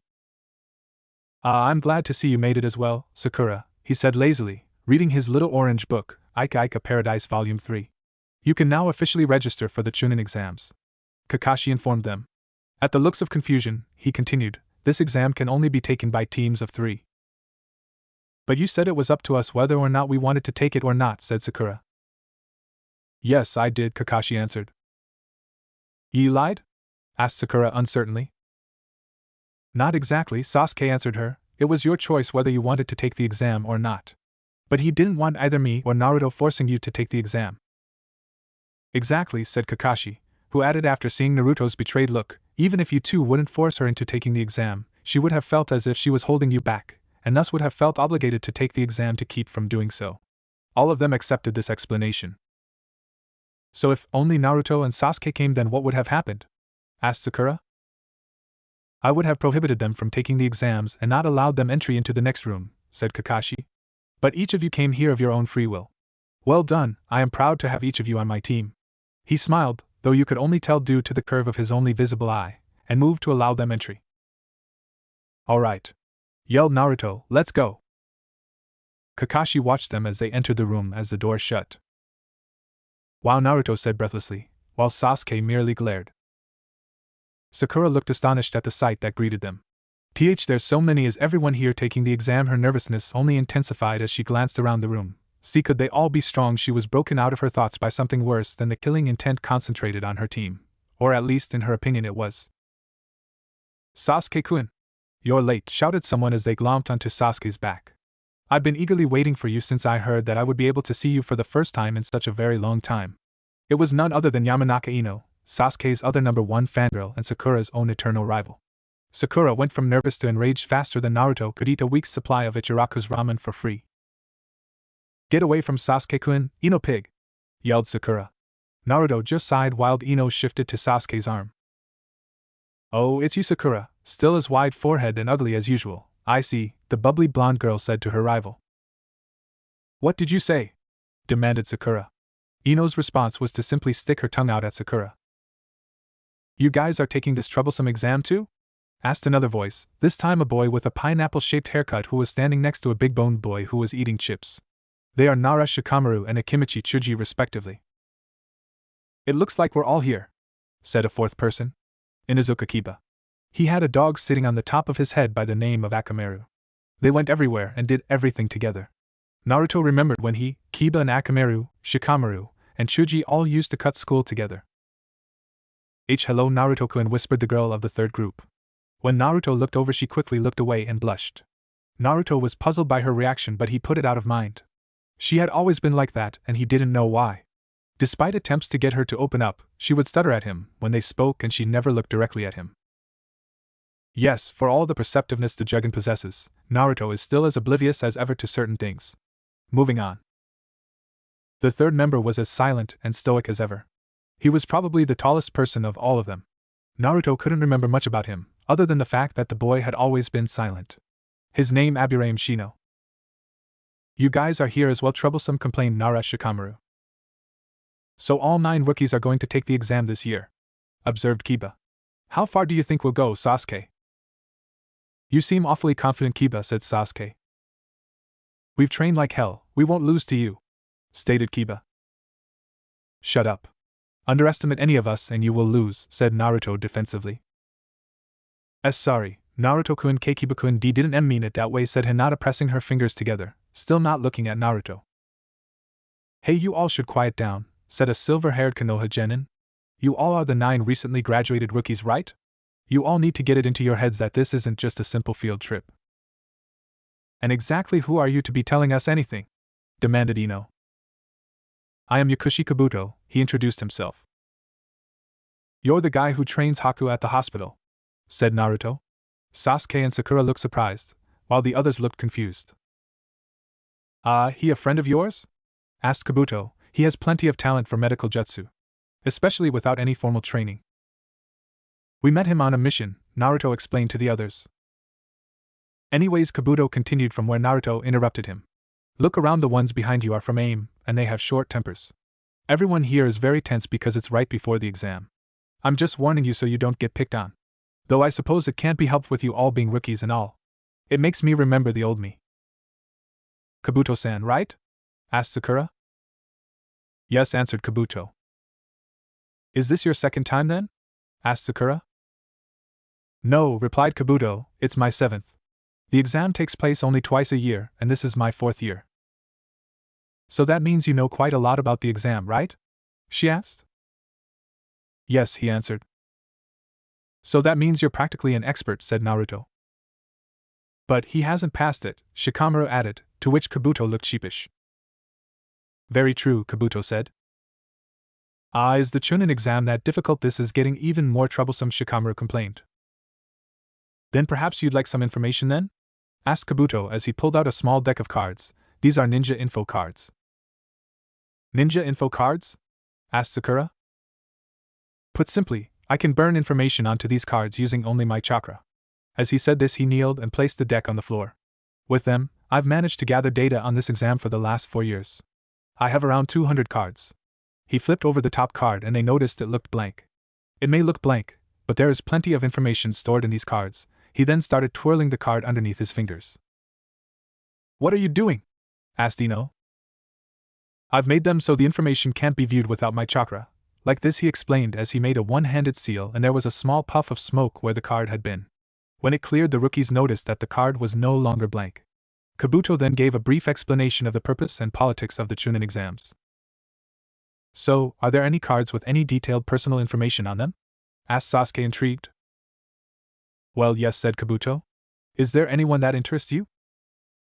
Yeah, how about Haku and Uchiha Sasuke? Asked Kiba. After all, that Haku guy had be strong if Kabuto spoke highly of him. Naruto said they had met on a mission, meaning Sasuke and Sakura also had to have been there as well. It was the perfect time to get some good information on the only member of Team 7 that was worth Kiba's time. After all, Haruno was a weak Sasuke fangirl and Naruto was the dope of their class. No matter how far he had come, Kiba would still be far better than him. Sorry, but I don't have any information on Haku. I only have information on prospective Chunin, and Haku was made one about a week after he came to the village, explained Kabuto. Sasuke smirked at Kiba, who looked frustrated at only getting half the information he wanted. While you're at it, do you have any info on Rock Lee, Sabaku no Gaara and Uzumaki Naruto? Said Sasuke. Even Naruto looked perplexed at this. What gives team? We're on the same team? He asked Sasuke. Since we're already going to be looking at my stats, we might as well see how well you compare to me, said Sasuke with a smirk. After all, names and bloodlines aren't everything. Naruto raised an eyebrow at this. Like he can really compare to you, Sasuke-kun, said Ino. You were the rookie of the year, and he's just a dead last loser. Don't underestimate Naruto, said a scowling Sakura. Ino had to pinch herself to make sure it wasn't a hallucination. Ever since the academy, Sakura had always been one of the first to put down Naruto, especially since he was Sasuke's self-proclaimed rival. Kabuto watched with great interest as it seemed Team 7 had grown and changed the most since the three teams had interacted with one another, judging by the looks the rookies had on their faces. He's a lot stronger than anyone gives him credit for. Naruto gave Sakura a small smile. Thanks, Sakura-chan. What had changed Team 7 so completely that Naruto and Sasuke had a serious rivalry and caused Sakura to defend Naruto. Also, Naruto wasn't bouncing across the room because of the small compliment Sakura had given him. They were not the same three that were nearly at each other's throats right after graduation. These were some of the thoughts that ran through everyone's minds. Hinata frowned, as it seemed someone else had managed to see just how strong her Naruto-kun was. She was happy to see that someone else was finally giving him the acknowledgement he always craved, but she remembered Naruto's crush on Sakura. She knew that if Sakura ever returned those feelings, she wouldn't stand a chance. Then again, Naruto's crush seemed to be tempered a bit, so maybe, just maybe, there was still time. It's rare to see a newly formed team on such a level as yours, complimented Kabuto. Only the Sannin shared a bond that strong so early in their careers. Naruto grinned, Sakura blushed, and even Sasuke smirked at the compliment. Now then, just remember that the information on the participants of the exam may not be perfect. Nevertheless, I burned and saved them all. Though it's unfortunate you know their names, it kind of takes the fun out of it. Here we go. After sifting through the cards, he pulled out 4 of them. Let's see, first up, Rock Lee. He held up the card which had the picture of the kid dressed in the green leotard, bowl haircut, and bushy eyebrows. He's only a year older than you all, but this is also his first exam. 20 D-ranked missions, 11 C-ranked. His teammates are Hyuga Niji and Tenten, and their sensei is Meido Gai. His taijutsu has increased very dramatically over the past year, though his other skills are abysmal. Kabuto then took a second card, placing it over Rock Lee's, and channeled his chakra into it. This time it showed a red-haired boy with black rings around his eyes and a gourd strapped to his back. Next up, Sabaka no Gara. Mission experience, 8 C-ranked missions and a B-ranked mission as a genin. He's a foreign nin, and this is also his first exam, so that's all the information I have on him. That's less than what we know already, thought Naruto. I wonder what he has on me. Oh wait, it seems he's come back from every mission completely unscathed, Kabuto informed him. He did a B-ranked mission and came back unharmed? Asked Shikamaru, astonished. But how? Even with Naruto stopped his sentence, but Sakura and Sasuke knew what he was going to say. Naruto had the power of the Kyuubi no Kitsune, the most powerful demon in existence, at his disposal, and even he had been injured quite a few times if he was honest with himself. Well, now since you two wanted to compare, let's view the next two at the same time, said Kabuto. The remaining 2 cards were soon showing the pictures of a brooding Uchiha Sasuke and a grinning Uzumaki Naruto. Impressive for a genin, said Kabuto, looking at Sasuke's card. Uchiha Sasuke, prodigy of the Uchiha clan and one of 3 Sharingan users left, Kabuto said. Only Naruto wasn't confused by this information, as Sasuke had told him back in Wave that the man he needed, to kill, was his own brother. Teammates are Haruno Sakura and Uzumaki Naruto, and your sensei is the copycat nin, Hatake Kakashi. 8 D-rank missions and now 1 A-rank mission. Not even Sabaka no Gara has one of those under his belt. The other genin looked impressed. Your chakra levels are above the average genins and even some chunins, and you can perform a C-ranked katan jutsu. You're also one of the most skilled rookies ever to come out of the academy. Looking at Naruto's card, his eyes widened. Interesting, he said as he showed the others. 8 D-ranked missions, 1 B-rank, and 1 A-rank. My, you certainly have been busy, Kabuto said, impressed. No known family, says here you entered the academy 3 years early, but failed the final exam 3 times. Couldn't produce a single bunshin, but has mastered the Kage Bunshin no Jutsu, shadow clone technique, a B-rank kinjutsu reserved only for jonin with high chakra levels. Both teams 8 and 10 were more than a little amazed at the info of Sasuke and Naruto. Sasuke's wasn't very surprising, though knowing your opponent has mid-chunin level chakra and hearing about it were 2 different things entirely. Naruto's, however, was astonishing, as he had even more chakra than Sasuke and knew a jonin level forbidden jutsu. Added to the fact, he had completed 1 more mission, a B-ranked one, than his teammates had. With both Sasuke and Naruto having that much power and skill between them, and the camaraderie between the 2 of them and Sakura made them one of the most formidable teams in the exam. Naruto was relieved to hear that Kabuto had no information on him having the Jugen or his Gukutun jutsus, as he didn't want to reveal them yet. Hey Dobe, what's with the extra B-ranked mission? Asked Sasuke. Naruto cringed, as he had not told either Sasuke or Sakura about the exact details of his graduation. Well, you see, Naruto began scratching the back of his head. I was feeling kind of down about not passing the exam, when Mizuki-sensei offered me to let me take a second exam. All I had to do was sneak past some guards and get this scroll and learn a technique from it. Naruto explained, which I did, but I was found by Iruka-sensei first. Well, it turns out Mizuki was really trying to steal the scroll.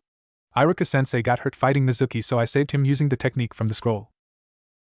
Kage Bunshin, Kabuto said, so you managed to not only steal the forbidden scroll of seals from the Hokage Tower, but learned Kage Bunshin in less than a day, while managing to defeat a Chunin Academy instructor. If you were the dead last of your class, then the rest of you must be incredibly impressive. The other rookies, even Sasuke and Sakura, were gaping at Naruto. Anyways, Kabuto continued on as the others began to get over their shock. Konoha, Suna, Ain, Kusa, Taki and Oto, these are the villages who have sent many talented ninjas here for this exam. Oto is a village of a small country that has just recently come to power, so there isn't much information on them. Either way, there are a lot of powerful ninjas from a lot of different places. I'm starting to lose confidence, mumbled Hinata to herself. Naruto, however, heard her. So, in other words, the examinees here are all incredibly skilled and strong, observed Sakura. Yes, it's not just Lee and Gaara or Naruto and Sasuke. All the people here are top elites from their respective countries. It isn't going to be easy. Meanwhile, Kakashi was thinking about his students who had just entered the room with the rest of the examinees for the Chunin selection exams. Despite what he had told Iruka and Iruka's admission that he might have been wrong about his former students, Kakashi himself couldn't help but be worried about them. Despite what I said about them, those fearless kids have to be pretty scared right now. Sakura observed the other genin seemed to be affected by Kabuto's words. They all seemed to lose confidence in themselves. Even Sasuke and Naruto. Sasuke showed no outward appearance of being the slightest bit apprehensive, but Sakura could read it in his eyes. Naruto, on the other hand, seemed to be shaking a bit. Even Naruto, the stubborn baka, is a bit nervous with all these people and the tense atmosphere. That fact alone made her start second-guessing herself, as Naruto hadn't shown any fear in any situation ever since he made the vow of pain after the fight with the demon brothers. Not even Zabuza could make Naruto back down. Though I suppose it's not too surprising. After all, even if all of us are genins, we're still just rookies. She was about to try and raise Naruto's spirits when Naruto became a burst of energy and confidence. My name is Uzumaki Naruto, future Hokage of Konoha, and I will not lose to any of you, he shouted at the entire room. Got that? Kakashi, who was still leaning next to the door, smiled and chuckled to himself. Perhaps I needn't worry so much after all. What is with him? Ino asked Sakura, pointing to Naruto. What's the point in provoking everyone? Don't ask me, exclaimed Sakura. Well, who else am I supposed to ask?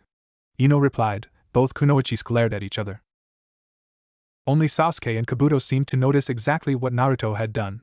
With a simple statement, Naruto completely broke all tension in the room, and the others completely forgot about their fears. Every other genin was glaring at them. There is no way that guy could be like Gaara, they're almost completely different, whispered Kankuro to Temari.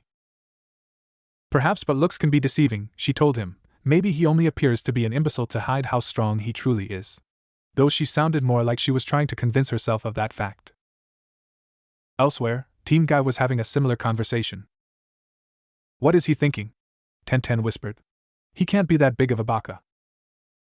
He's burning with passion, said Lee to his teammates. Well, it does appear that he's in good spirits, commented Niji. Maybe you didn't beat them enough, Lee.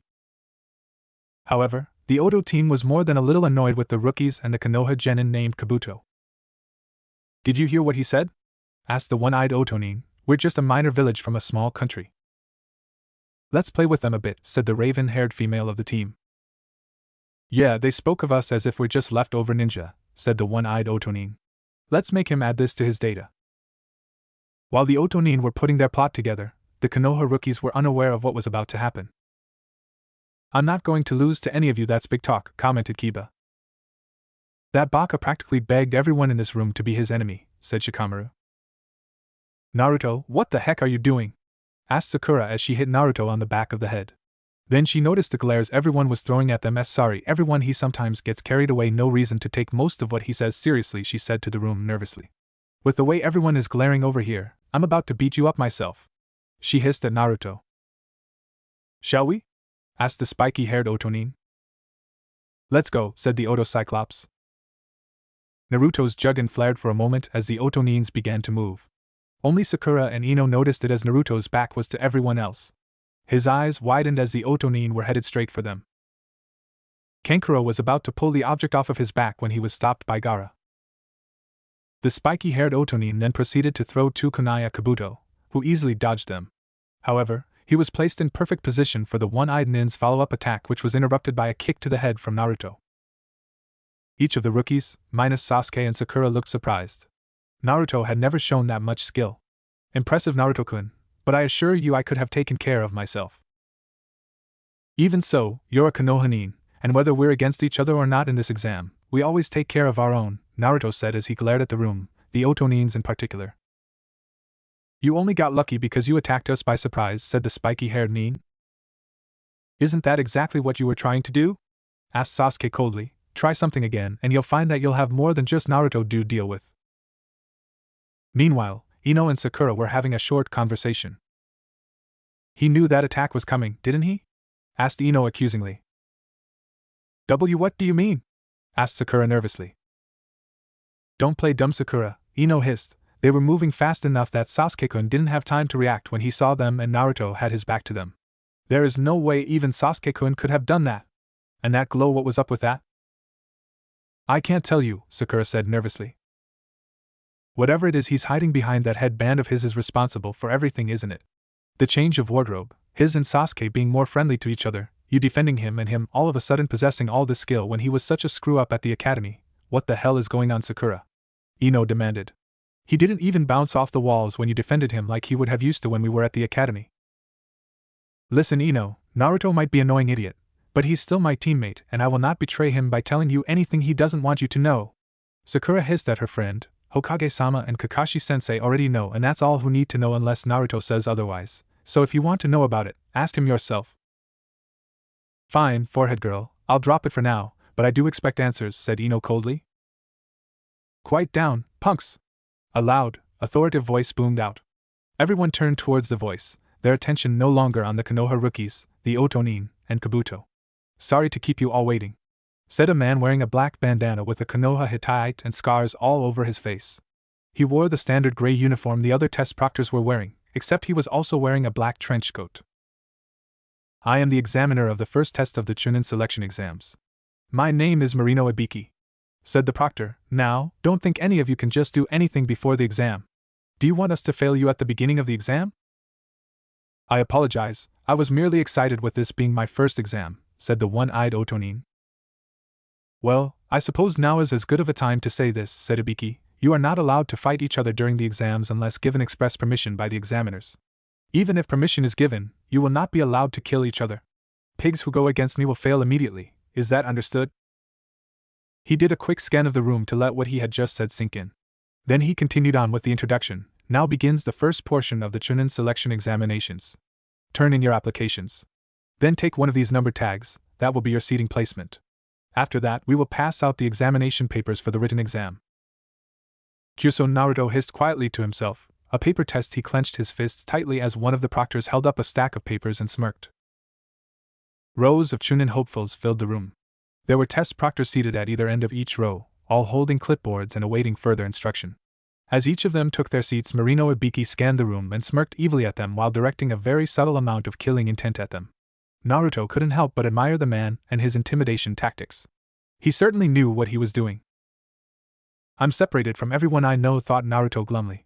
He was very depressed at the fact that he had to take a written exam, as it had always been a weak point of his at the academy. He was mildly consoled by the fact Sasuke would have his own troubles with the exam, but Sasuke always got some of the highest scores on the written exams at the academy, so he'd probably do fine here too. Sakura, on the other hand, was more than a bit of a know-it-all. While she may not be as powerful as either him or Sasuke team, her brains more than made up for it. What am I going to do? Several rows behind Naruto, Sakura was watching her blonde teammate on the verge of freaking out. Per Naruto, this is the worst possible test for him. I wish I knew a way to help him. Naruto-kun? Asked a small, timid voice. Naruto turned to be faced with no other than Hyuga Hinata. Oh, hey Hinata, said Naruto, thankful for the momentary distraction. Hinata looked away from him when he looked over at her. There was a slight pink tint on her cheeks. What do you need? He asked kindly.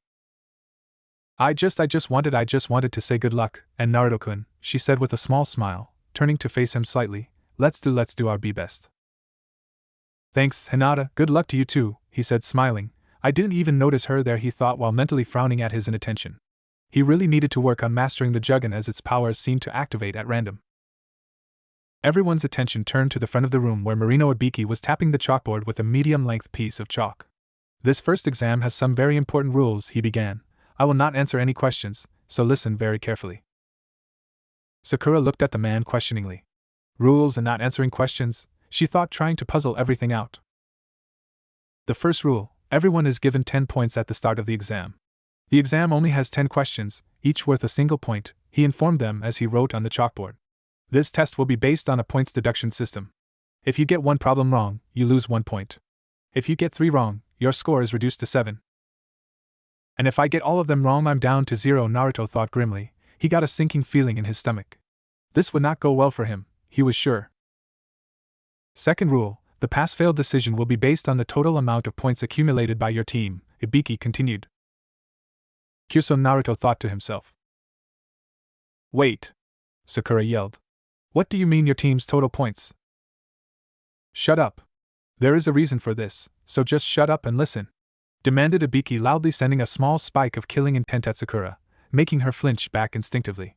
Now let's move on to the next rule. A reason? Sakura asked herself. If an examiner feels that you've done something to cheat or something similar during the test, you will be deducted 2 points for each time you are caught doing so, Ibiki told them with a smirk. In other words, There will be people forced to leave without their tests being graded. So there's a way to lose points without the test even being graded, Sakura thought to herself.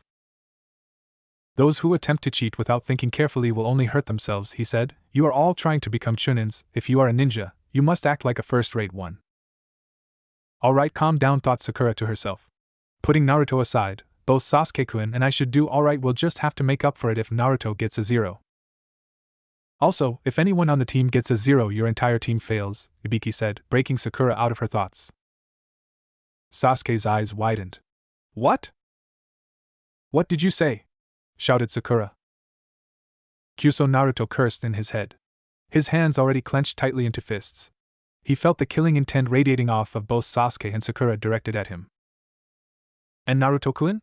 Asked Hinata quietly, a slight blush across her face, as she noticed his slightly alarmed and frustrated expression on his face.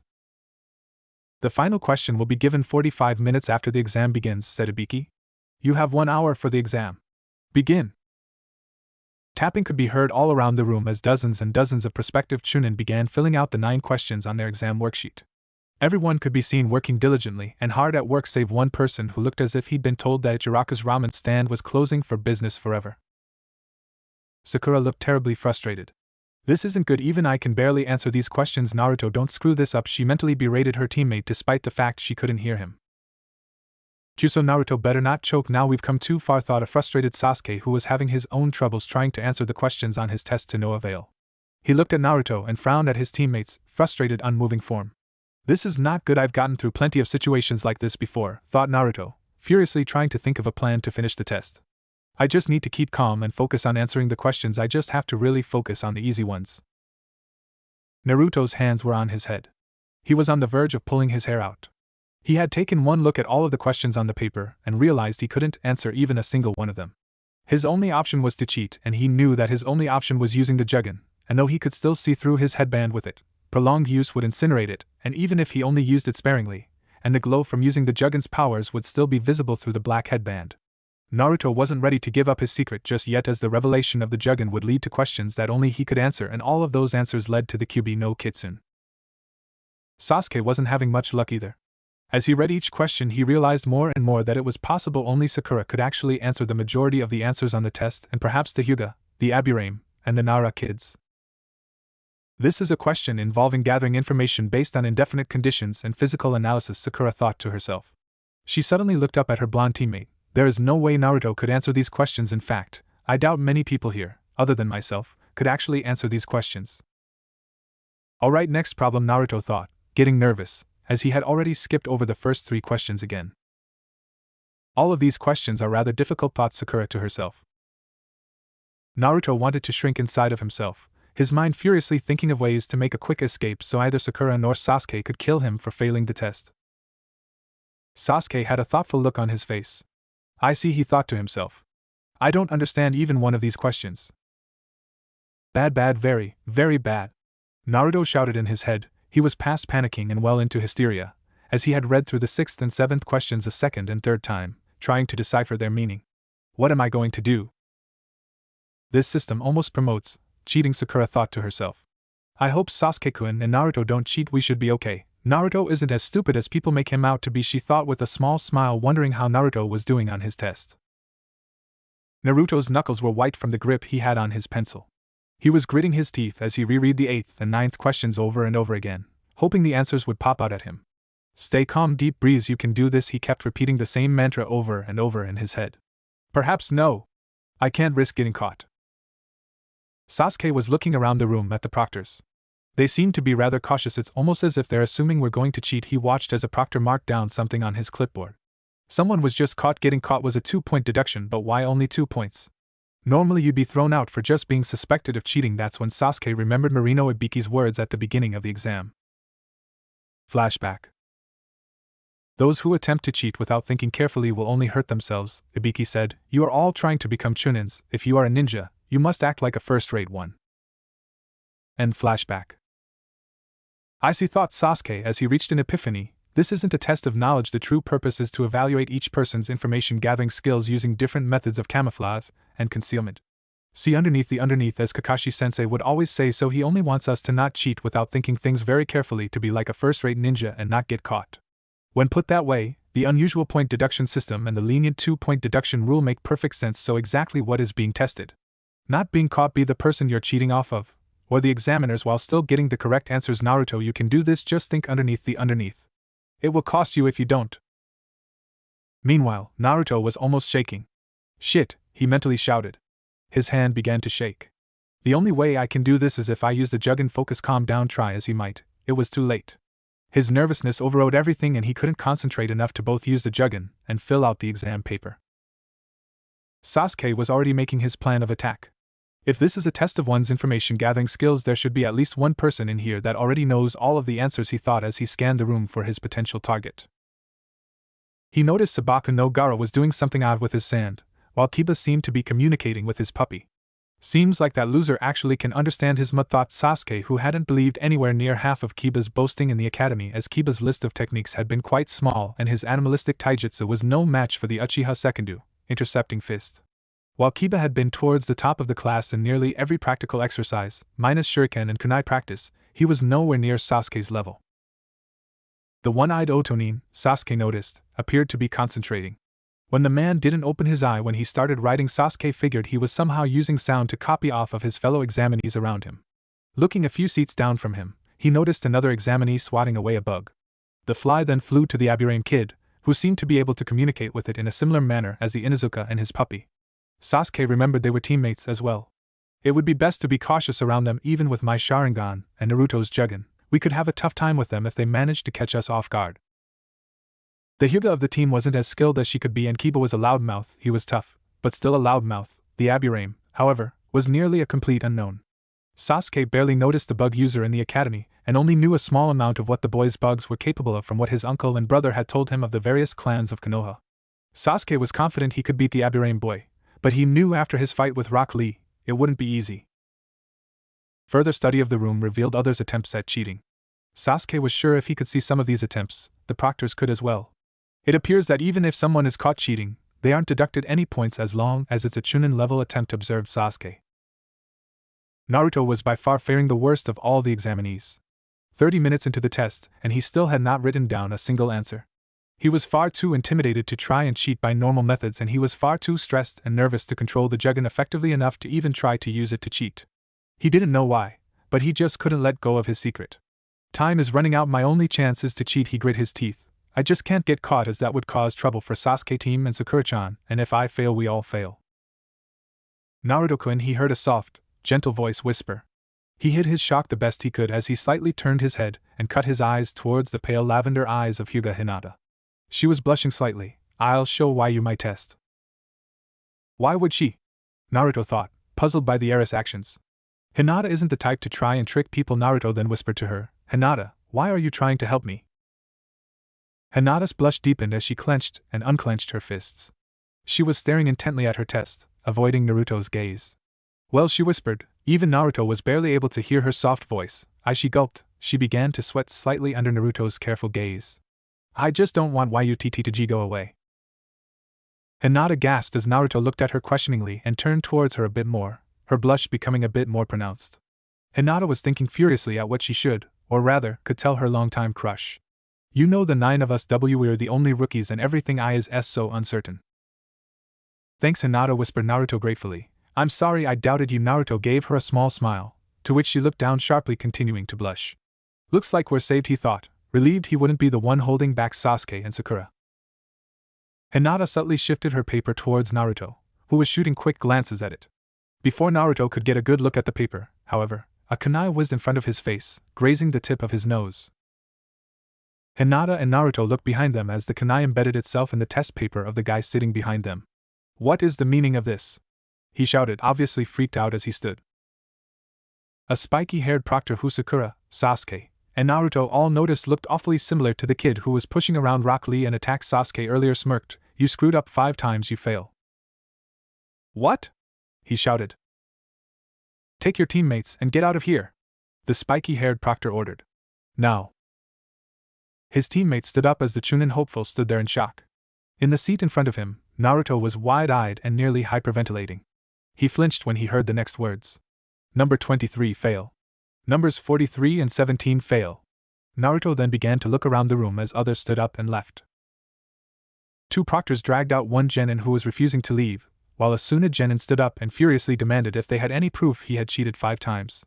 Can you really expect us to believe you are capable of watching over this many people? He disappeared in a blur as a Konohanin elbowed him in the neck and forced him to a wall. He had bandages covering the upper part of his head and a hide over where his eyes would be.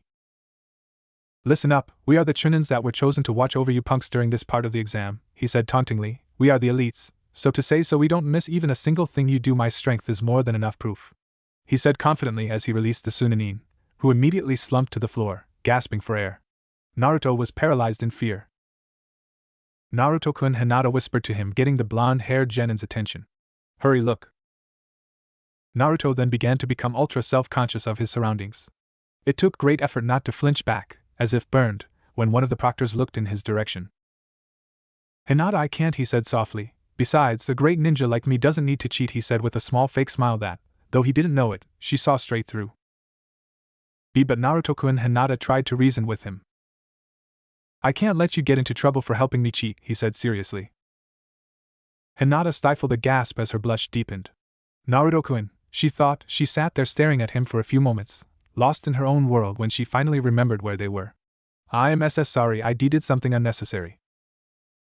Naruto chuckled a bit. Don't worry about it, thanks anyway, Hinata-chan, he whispered. He then looked at his still blank test, mentally berating himself for being incredibly stupid. Had he not been so focused on himself and trying to figure out what he was going to do, he missed Hinata's reaction. Her face was completely red and it was taking insane amounts of willpower to not faint in Naruto's presence. He called me Hinata-chan and doesn't want me to get in trouble. Stupid, stupid, stupid, stupid, was the mantra that kept running through Naruto's head. Around the room, others began furiously working on their test. Sakura began breaking down and calculating each problem, while Hyuga Niji activated his Byakugan and Sasuke activated his Sharingan. I just need to copy his every movement, thought Sasuke as he intently watched his target and furiously filling out his test. My hand is moving without hesitation, he smirked. I got him right away. Several rows back from Sakura, she was being watched by her longtime rival, Yamanaka Ino. Ino smirked. It looks like Sakura is about finished. I can't help but acknowledge that the wideness of the forehead of hers and intelligence are incredible, thought Ino. You should be thankful for being my target for this technique. The blonde-haired, purple-clad Kunoichi then did a few hand seals. Shintenshin no Jutsu, mind-body switch technique. Her spirit seemed to fly out of her body and straight into Sakura's. Ino slumped onto her paper. The only one who seemed to catch the movement was quite a few seats down from Sakura.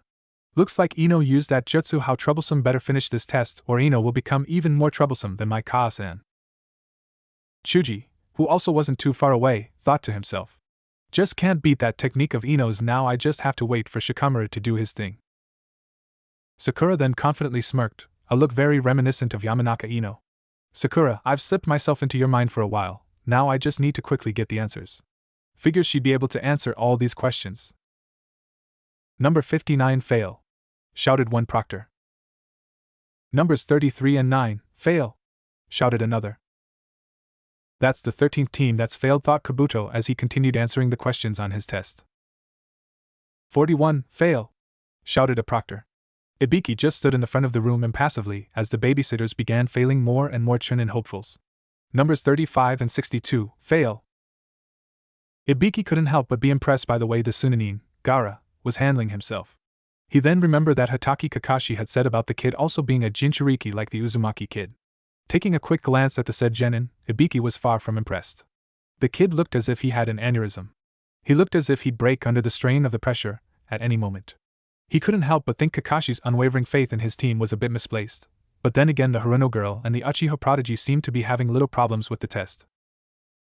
Excuse me, said Asuna Chunin hopeful. He wore a black jumpsuit with cat ears and a good deal of face paint. I need to go to the bathroom. A proctor stood and handcuffed Kankuro. As the rules state, I'll have to accompany you to the bathroom. I suppose that makes sense, said Kankuro as he was led out of the room. Gaara merely grunted at his older brother's minor disruption. So 40 minutes have passed, thought Naruto intensely watching the clock. His test was still blank. 20 minutes left. I don't have a choice but to bet everything on the answer of the final question. Marino Ibiki smirked at the remaining teams. Looks like we've dropped all of the incompetent ones. I will now give you the final question. Naruto gripped tightly onto his pencil. I can do this all or nothing. Took long enough, thought Sasuke. Sakura looked smug, knowing that she could easily answer this as she did the others, finally.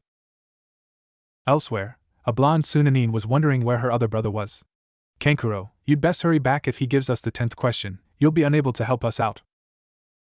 Before I do, however, there's one thing I must tell you, said Ibiki in a low voice, the tension mounting as he hit them with small amounts of killing intent. It was affecting them all more than it should as they were completely focused on him. There is a special added condition to the final question. The door in the back of the room opened and the Sunanin who had gone to the bathroom and the proctor he had left with had returned, just barely in time. You're lucky, Ibiki said to Kankuro. Your puppet show didn't have to go to waste. Kankuro inwardly cringed, while Ibiki just smirked. He knows about Karasa, he thought to himself. Well, sit down, Ibiki told the Sunanin. As he passed by his blonde teammate and sister, he dropped a small object next to her chest, which she immediately, but subtly, covered with her hand. I shall now explain. This is a hopeless rule, Ibiki began to explain. Many of the prospective Chunin looked confused. With our subordinates gone, it sure is quite boring, said one Hatake Kakashi in a lazy tone. I'm sure we'll be busy soon enough, said Sarutobi Asuma, Jonin instructor of Team 10, the Ino Shikacho group. Much to the distaste of the third member of their little get-together, he was smoking a cigarette. He wore a simple Jonin outfit, much like Kakashi's, except without the mask. Oh, why do you say that? Asked Kakashi with a lazy drawl. The first examiner for this year's Chunin exam is Marino Ibiki, said Asuma with a small smile on his face. Kakashi's eye widened momentarily with recognition of the name. So, it appears that the first exam will be a tad bit difficult this year. He wondered how his students were doing at the moment. So they had to pick that sadist, eh?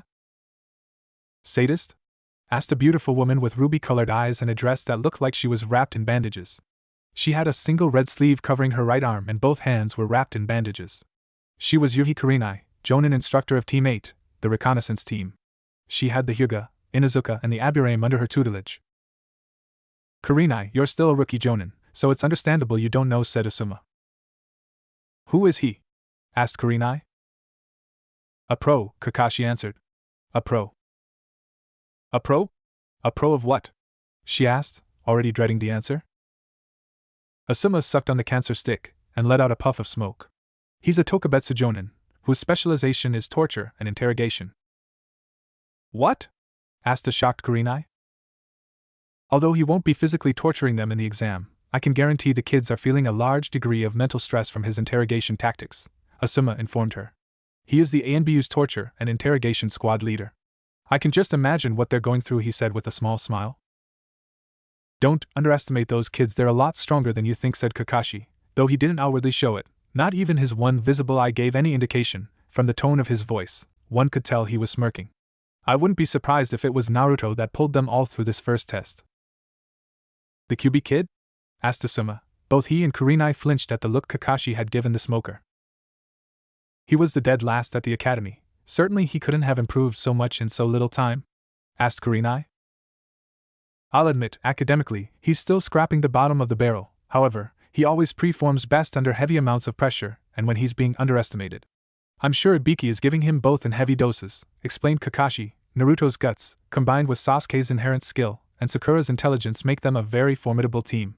I have very little doubt my team will make it all the way to the final exam. A hopeless rule? Naruto mentally asked himself. First, you are all going to choose whether or not you wish to take the final question, Ibiki told them. This announcement shocked everyone in the room. Choose whether or not to take the final question? Sasuke asked himself. The blonde Sunanin gasped. Choose? So what happens if we choose not to take the 10th question? Simple, said Ibiki, still smirking confidently. Your test points will be reduced to 0, and you fail, along with your fellow teammates. What's the meaning of that? Asked a random genin. Of course we'll take it, shouted another. Teammates, also failing is bull, complained a third. And here is another rule, said Ibiki as he closed his eyes. The shouting genin all became silent. What? Another rule? What gives? Sakura asked herself. If you choose to take the final question and you get it wrong, said Ibiki, you will forever lose the privilege of ever taking the Chunin selection exam again. What kind of crap rule is that? shouted the familiar voice of Inuzuka Kiba. There are people in here that have taken the exams before. Akamaru barked as if to emphasize what Kiba was saying. Ibiki seemed amused by Kiba's outburst, and started chuckling. You're unlucky this year because this year is my first year as the exam proctor and I make the rules. That's why I'm giving you all one last chance to back out now. Those who are not confident can choose not to take the question and take the next Chunin exam, or the one after that. Ibiki started laughing. Sakura, on the other hand, was quite panicked. So if one person decides not to take it, all three fail. If someone chooses to take the question and answer incorrectly, that person will never rise above Genin. Either way, it's not good. Naruto tensed in his seat, while Hinata gave him a worried look. The fear on his face was enough to make her lose confidence in herself, as she knew more than anyone how Naruto never gave up, no matter how much the odds were against him. Let us begin, said Ibiki. Those who will not be taking the 10th question, raise your hands. After we confirm your numbers, you will be free to go. What kind of question is it? If I get it wrong, I'll be stuck as a genin forever. I don't want that. But if I don't take it, Sasuke and Sakura-chan will fail with me, and I can't let that happen, Naruto thought to himself. I'm not raising my hand. I'm confident enough that I can get the problem right, Sakura thought to herself. But Naruto, please raise your hand. We can help you the next time. Suddenly the tense atmosphere was broken, the Takinin sitting next to Naruto. He had decided to not take the next question. This set off a whole chain of people who decided not to continue on. One by one, people started to get up. The proctor called out the numbers of their teammates, and they left in groups of 3. Naruto began to become more depressed. Naruto, Sakura thought, why aren't you raising your hand? She watched him shaking. She thought back to his reasons for staying in the exam. Flashback. I'm the elite ninja who will receive the title of Hokage one day. Naruto said with enthusiasm, the name is Uzumaki Naruto.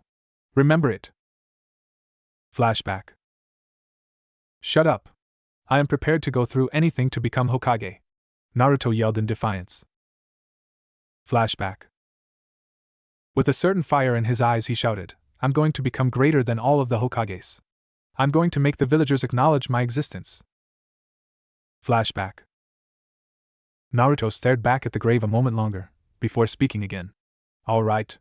I'm going to follow my own nindo. I'm going to run straight down the path where I am not going to regret anything. Flashback. Just like I was to be seen as a hero? Naruto asked bitterly, like anyone really followed that request. Flashback. Tell me, Sakura-chan, how would you like it if the man you looked up to more than anyone else, the one you respected above all others, was responsible for nearly every horrible thing that has ever happened to you? Asked Naruto angrily, that even after all of that, you come to find out he was your own father. Flashback. Naruto's father was also my sensei Kazama Erasure, the Yondaime Hokage Kakashi informed them. Flashback. Let me go, I'm gonna kick his ass, yelled Konohamaru. Let me go. I can't let him get away with making fun of the boss. Sasuke raised an eyebrow at the small boy's behavior, while Sakura looked shocked at the sheer amount of protectiveness and devotion he had for Naruto, while Haku merely smiled at the boy.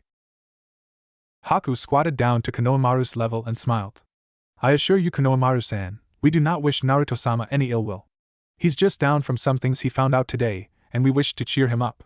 Do you know where we can find him? Konohamaru calmed down visibly, enough that Udan and Moegi let go of their leader. He still glared at Sasuke suspiciously. Turning back to Haku, I believe you, but if you hurt Nichan, I will kick your ass. His glare was mostly directed at Sasuke when he said this. Flashback. Konohamaru was about to protest, but Naruto quickly cut him off. I promise, Konohamaru. I vow on my dream to be Hokage and our friendship. I will tell you eventually, just not right now. Flashback. Worry not, Kakashi, he bears no grudge against you, said Sandaime. Still, I think it's time to find Naruto and show him that you're still his friends. While you may not be the closest of groups, he has found a measure of acceptance with each of you, and he fears losing that more than anything. End flashback. He's always going on about becoming Hokage like an idiot, always shouting about gaining acceptance from everyone, wanting to be respected so he wouldn't be so alone, thought Sakura sadly. Flashback. The Solitude. Sasuke interrupted her. What? Sakura asked, genuinely confused. The pain, you can't even compare it to the level where your parents get mad at you, he scolded her. You're annoying. Flashback end. I'm sorry, Naruto. I won't let you give up your dream, not for us, not for me, Sakura sadly thought, with a determined look on her face. I'll help you achieve your dream, I won't let you throw it away. Sakura hesitantly began to raise her hand when she suddenly saw something she thought she'd never ever see. Uzumaki Naruto, hopeful future Hokage of Konoha, was giving up. She watched in shock as Naruto's hand was shakily raised in the air. Naruto. Hinata and Sasuke were both equally shocked. Hinata found her whole world crumbling. Naruto never gave up, he kept on trying long after others would have. He was brave and strong, everything she wasn't. Despite the cruel glares given to him by the villagers, he always pushed on with that fake smile on his face, never once giving up on his dream of becoming Hokage. If he couldn't do it, if he didn't have the confidence, who was she to think she could carry on when Naruto was so much stronger than herself? And Naruto-kun, she thought sadly. Sasuke was certain he was seeing things. As much as he'd hate to admit it, Naruto easily had the potential to become his equal with the use of his Kekkai Genkai. He remembered what Sakura said about the power she felt in Wave Country. The old man, Tazuna, even felt it. In terms of raw power, Naruto could easily top everyone in the room. All he had to do was refine his skills and learn to control that power. He felt betrayed. He kept everyone at arm's length, knowing that in the end all that mattered was your own strength. That family was a weakness that would only serve to hold you back. A luxury, a comfort he could not afford while Itachi was still alive. Without Naruto, how would he be able to gauge his own strength, his own power? Kyuso, Sasuke mentally cursed. Just as I thought, just Kakashi overestimating his team's confidence and abilities, thought Ibiki dismally. Ibiki, he understands human psychology, said Asuma, taking a drag from his cancer stick. The scariest part about him is that he can drive a person into a corner mentally, control his mind, and bully him. He can find a person's weakness and bring it to the surface. Naruto's hand balled up into a fist. Only Ibiki briefly saw the brief flash of the Jugen underneath the headband, as the other proctors were looking for his number and the numbers of his teammates. He involuntarily stepped back, but managed to hold in a surprised gasp. Naruto brought his fist down and slammed it into the desk, making nearly the whole room jump and look at him in surprise. Screw you! I'm not going to run away! He shouted with an angry expression on his face. I'll take this problem. Even if I'm stuck as a genin forever, I'll still become Hokage. I'm not scared. He shouted as he stood up angrily, facing down Marino Ibiki. Believe it! Sasuke smirked. He definitely has spirit. You just don't know when to quit, do you, Naruto Baka? Sakura thought with a small smile on her face. Ibiki wasn't sure to be proud of the kid or bash him over the head. All of those who were about to leave were no longer even considering it. He's turned the whole room around with that outburst of his, just like his old man. He forced a scowl on his face. I will ask just once more. This is the choice that will impact your life. If you want to quit now is your chance. He sent another wave of killing intent at the room, still subtle, but greater than the others he had sent out previously. He and Naruto had continued their staring contest. Naruto smirking the entire time. I'm not going to take back my words. That's my Nindo. Ibiki scanned the room. The entire room was generating an aura of complete confidence, all centered around Uzumaki. He looked at the Jinchuriki's teammates. The Haruno girl was smiling, and the Uchiha prodigy was smirking. The Hyuga girl next to the vessel was looking at him with approval and awe. The Nara boy was also smirking in the corner, and Guy's student Rock Lee had an uncharacteristic cocky grin on his face as well. Even the Yamanaka girl was looking at the vessel in interest. The only person who didn't seem affected at all was the impassive Sunanin, the other Jinchuriki of the group. Even the other proctors looked pleased. Interesting kid, thought Ibiki. He's risen all of their confidence levels, wiped out all uncertainty. 78 students, 26 teams, far more than expected. Doesn't look like I should wait any longer. Each of the proctors gave their signal. Well then, since you all seem so determined, everyone here passes. He finished with a grin. He watched as each of the examinees registered his words. One by one he saw the looks of shock, disbelief, and even anger. Mentally, he counted down in his head, 3, 2, 1. Wait. What's that supposed to mean? Shouted the pink-haired Haruno girl. Interesting kid, thought Ibiki. He's risen all of their confidence levels, wiped out all uncertainty. 78 students, 26 teams, far more than expected. Doesn't look like I should wait any longer. Each of the proctors gave their signal. Well then, since you all seem so determined, everyone here passes. He finished with a grin. He watched as each of the examinees registered his words. One by one he saw the looks of shock, disbelief, and even anger. Mentally, he counted down in his head, 3, 2, 1. Wait. What's that supposed to mean? Shouted Sakura. What about the 10th question? At this, Marino Ibiki laughed. There never was a 10th question to begin with, or rather, you could call your two choices the 10th question. Huh? She asked. Many others around the room shared her confusion. Then what about the previous 9 problems? Asked the female blonde-haired Sunanin. Was it all just a waste of time? She was livid, as were others around the room in response to her question. Ibiki smirked. The collective killing intent radiating from around the room was nothing compared to anything he'd felt prior from upper and B-class Nins, let alone the Kyubi no Kitsune. However, there were few exceptions, being the Suna Jinchuriki and a few of the other more exceptional genins. Strangely enough, none was coming from the Kyubi kid, who seemed to be in a state of shock. Ibiki knew then it would be a mistake to underestimate the kid like he had just done moments before. No, it wasn't. The 9 problems accomplished their purpose, he said, looking out the window. He then turned back to the room. The purpose of the test was to test a person's information-gathering skills, he explained. Information-gathering skills? She asked.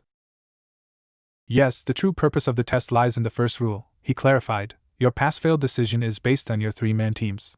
Taking that into consideration, we have given you the motivation to not be a nuisance to your team. Just as I expected. I had sensed that was the true purpose of the exam, said Naruto as if he'd known it the entire time. Sakura scowled. Liar, she thought, while Sasuke merely rolled his eyes. Hinata giggled and smiled because she knew that Naruto had not even jotted down a single answer. None of these reactions were missed by Ibiki, who merely continued with the lecture.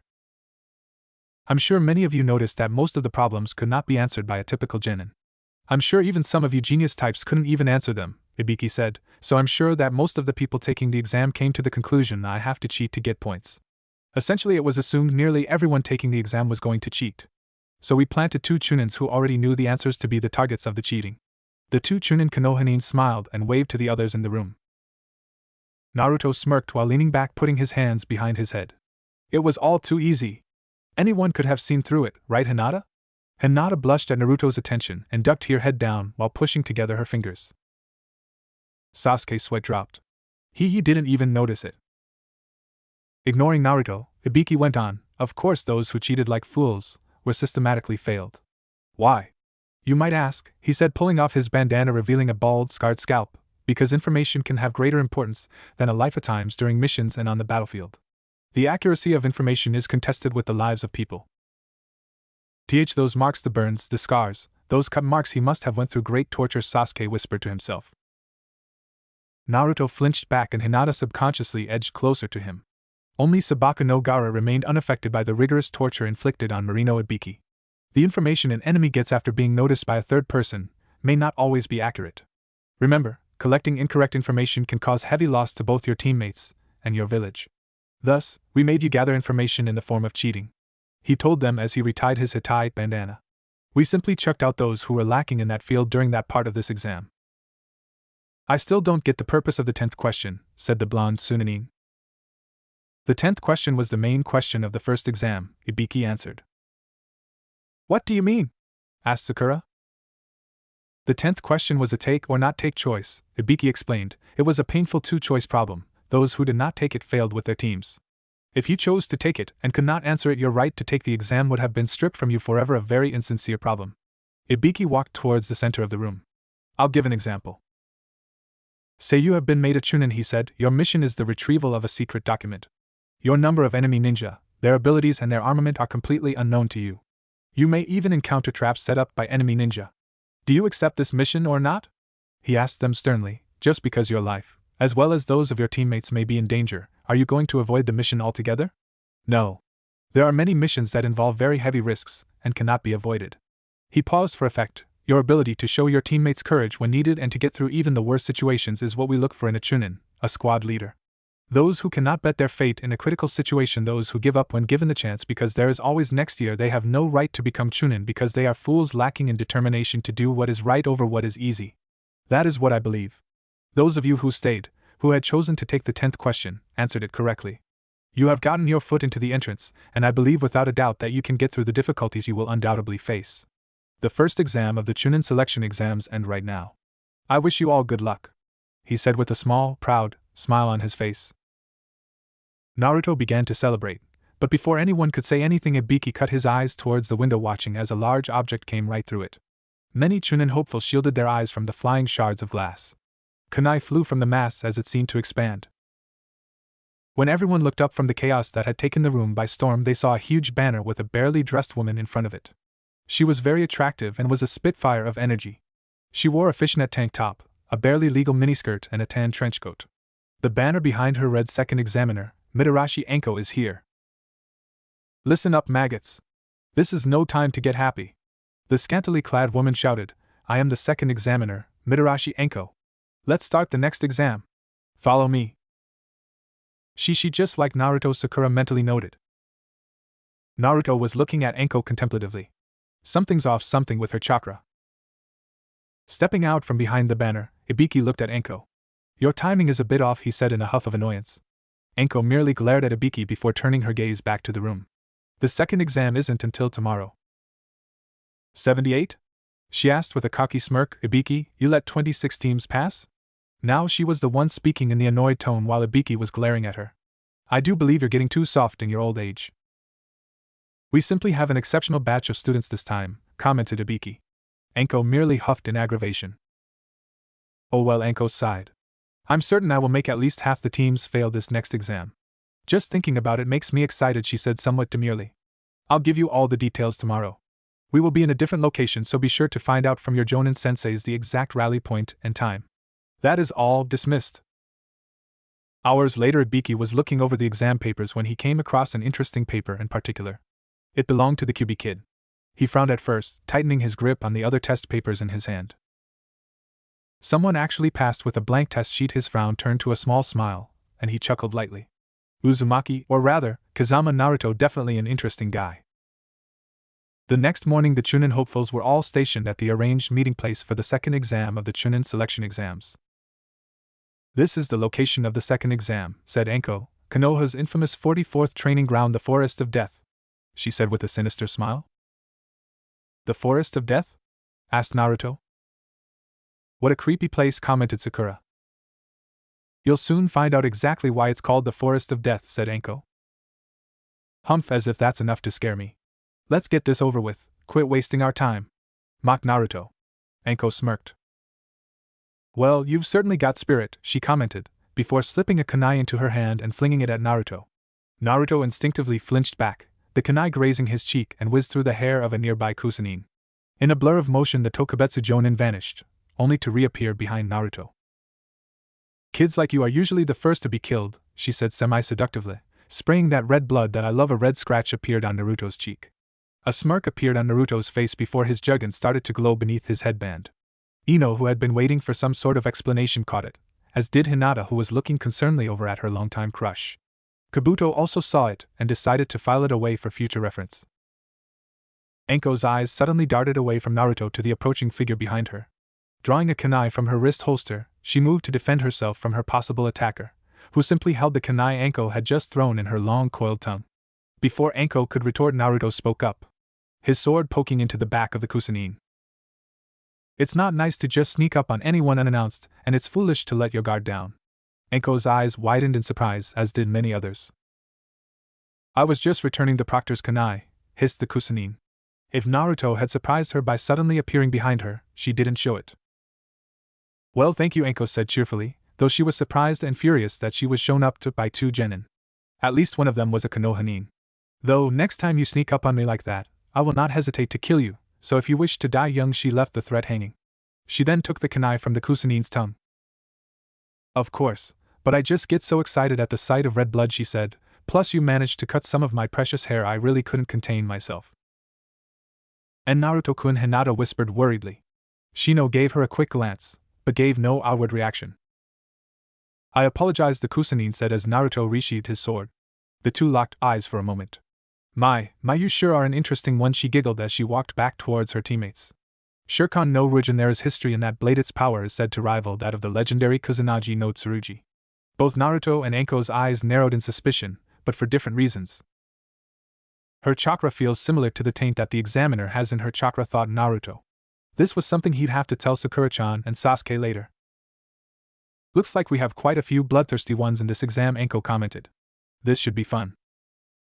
You're the most bloodthirsty one here, Naruto mumbled, not intending for anyone to hear, but Enko had, and she merely smirked. Now, before we start the second exam, I have to pass these out to you. She reached inside her trench coat and pulled out a stack of forms. Release papers. If you wish to take this exam, you have to sign these first. Why? Asked Naruto curiously. Because there will be deaths in this exam, and if I don't have you sign one of these, it would be all my responsibility. Enko answered with a smile. Also, it's less paperwork this way.